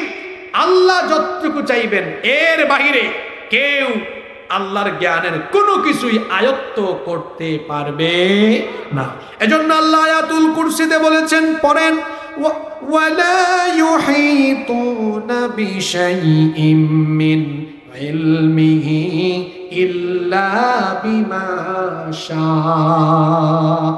তিনি যতটুকু চাইবেন এর বাহিরে তার জ্ঞানের কেউ আয়ত্ত করতে পারবে। কয়টা পূর্ণাঙ্গ অর্থবোধক বাক্য গেল? 7টা। কষ্ট হচ্ছে নাকি? 8 নম্বরে আল্লাহ বলছেন, এবার এই আয়াত যে শব্দের নামে, শব্দটা কি? কুরসি, তাই না? শব্দটা কি? সবাই বলেন, শব্দটা কি? এবার আল্লাহ তাআলা যেই শব্দের নামকরণে এই আয়াতের নাম দিলেন, এবার আল্লাহ তাআলা সেটার পরিচয় অত্যন্ত সুন্দর করে, চমৎকার করে আল্লাহ তুলে ধরলেন। সবাই আপনারা আমার সঙ্গে সাওয়াবের নিয়তে পড়েন, কেউ চুপ থাকবেন না। বলেন, ওয়াসিআ কুরসিয়্যুহুস সামাওয়াতি ওয়াল আরদ। কুরসি, এটা হচ্ছে আল কুরসিয়্যু মাওদিউল কদামাইন। মুসনাদে আহমদ এটা এসেছে। ইবনে আব্বাস রাদিয়াল্লাহু আনহুমা বর্ণনাকারী সাহাবী, তিনি বলছেন কুরসি হচ্ছে মহান আল্লাহ কুদরতি পা রাখার জায়গা। এই কুরসি কতটা ব্যাপক, কতটা বিশাল। আপনি চেয়ারম্যান, মেম্বার, এমপি, মন্ত্রী হইয়া কি আর চেয়ার একটা পেয়েছে, এটা কি চেয়ার দেখেন তো, এই 1-1.5 ফুট এটার পরিধি, মানে সরি ব্যাপকতা, আর 2-3 ফুট বা এতটুকু পর্যন্ত হিসাব করলে হয়তো 3-4 ফুট লম্বা। আর আল্লাহ তাআলার কুরসি, এটার ব্যাপকতা কেমন? 7 আসমান আর জমিন যত বড়, আল্লাহর কুরসি তার থেকে আরো বড়। সুবহানাল্লাহ, মুখ দিয়ে বের হলো না। 7 আসমান কত বড়, আমার আপনার তো অনেকের ধারণাই নাই। 7 আসমান বাদ দেন, আমাদের অবস্থান প্রথম আসমানের নিচে। প্রথম আসমানের, জোরে বলেন, প্রথম আসমানের নিচে। প্রথম আসমানটা কত বিশাল, এটা কি পৃথিবীর বিজ্ঞান জানে নাকি? কিয়ামত পর্যন্ত জানার কোনো ক্ষমতাও তাদের হবে না, কারণ তারা এখনো প্রথম আসমানের নিচের যে মহাশূন্য, এই মহাশূন্যের কোনো কুল কিনারাও খুঁজে তারা পায় নাই। এই যে আমরা একটা সৌরজগতের ভেতরে থাকা একটা গ্রহের বাসিন্দা, আমাদের এই গ্রহের বাইরে আমাদের সৌরজগতে আরো অন্যান্য গ্রহ আছে। বুধ, শুক্র, বৃহস্পতি, পৃথিবী, ইউরেনাস, নেপচুন আছে না, হ্যাঁ, প্লুটো, এই যে অন্যান্য গ্রহ আছে, এগুলো আমাদের সৌরজগতের ভেতরে থাকা অন্যান্য গ্রহ। আমরা আছি যে গ্রহের ভেতরে, এই গ্রহের নাম কি? পৃথিবী। বলেন, এই গ্রহের নাম কি? পৃথিবী ছাড়াও আমাদের সৌরজগতে আরো গ্রহ আছে। এই অন্যান্য গ্রহ সমূহ মিলে হলো আমাদের এই সৌরজগৎ। আর আমাদের সৌরজগতের সেন্টারে সূর্য। সেন্টারে কি? সূর্য। এই সূর্য আমাদের যে গ্রহ, আমাদের গ্রহের নাম কি বললাম? পৃথিবী। আমাদের এই পৃথিবীর চাইতে সূর্য হলো 13 লক্ষ গুণ বড়।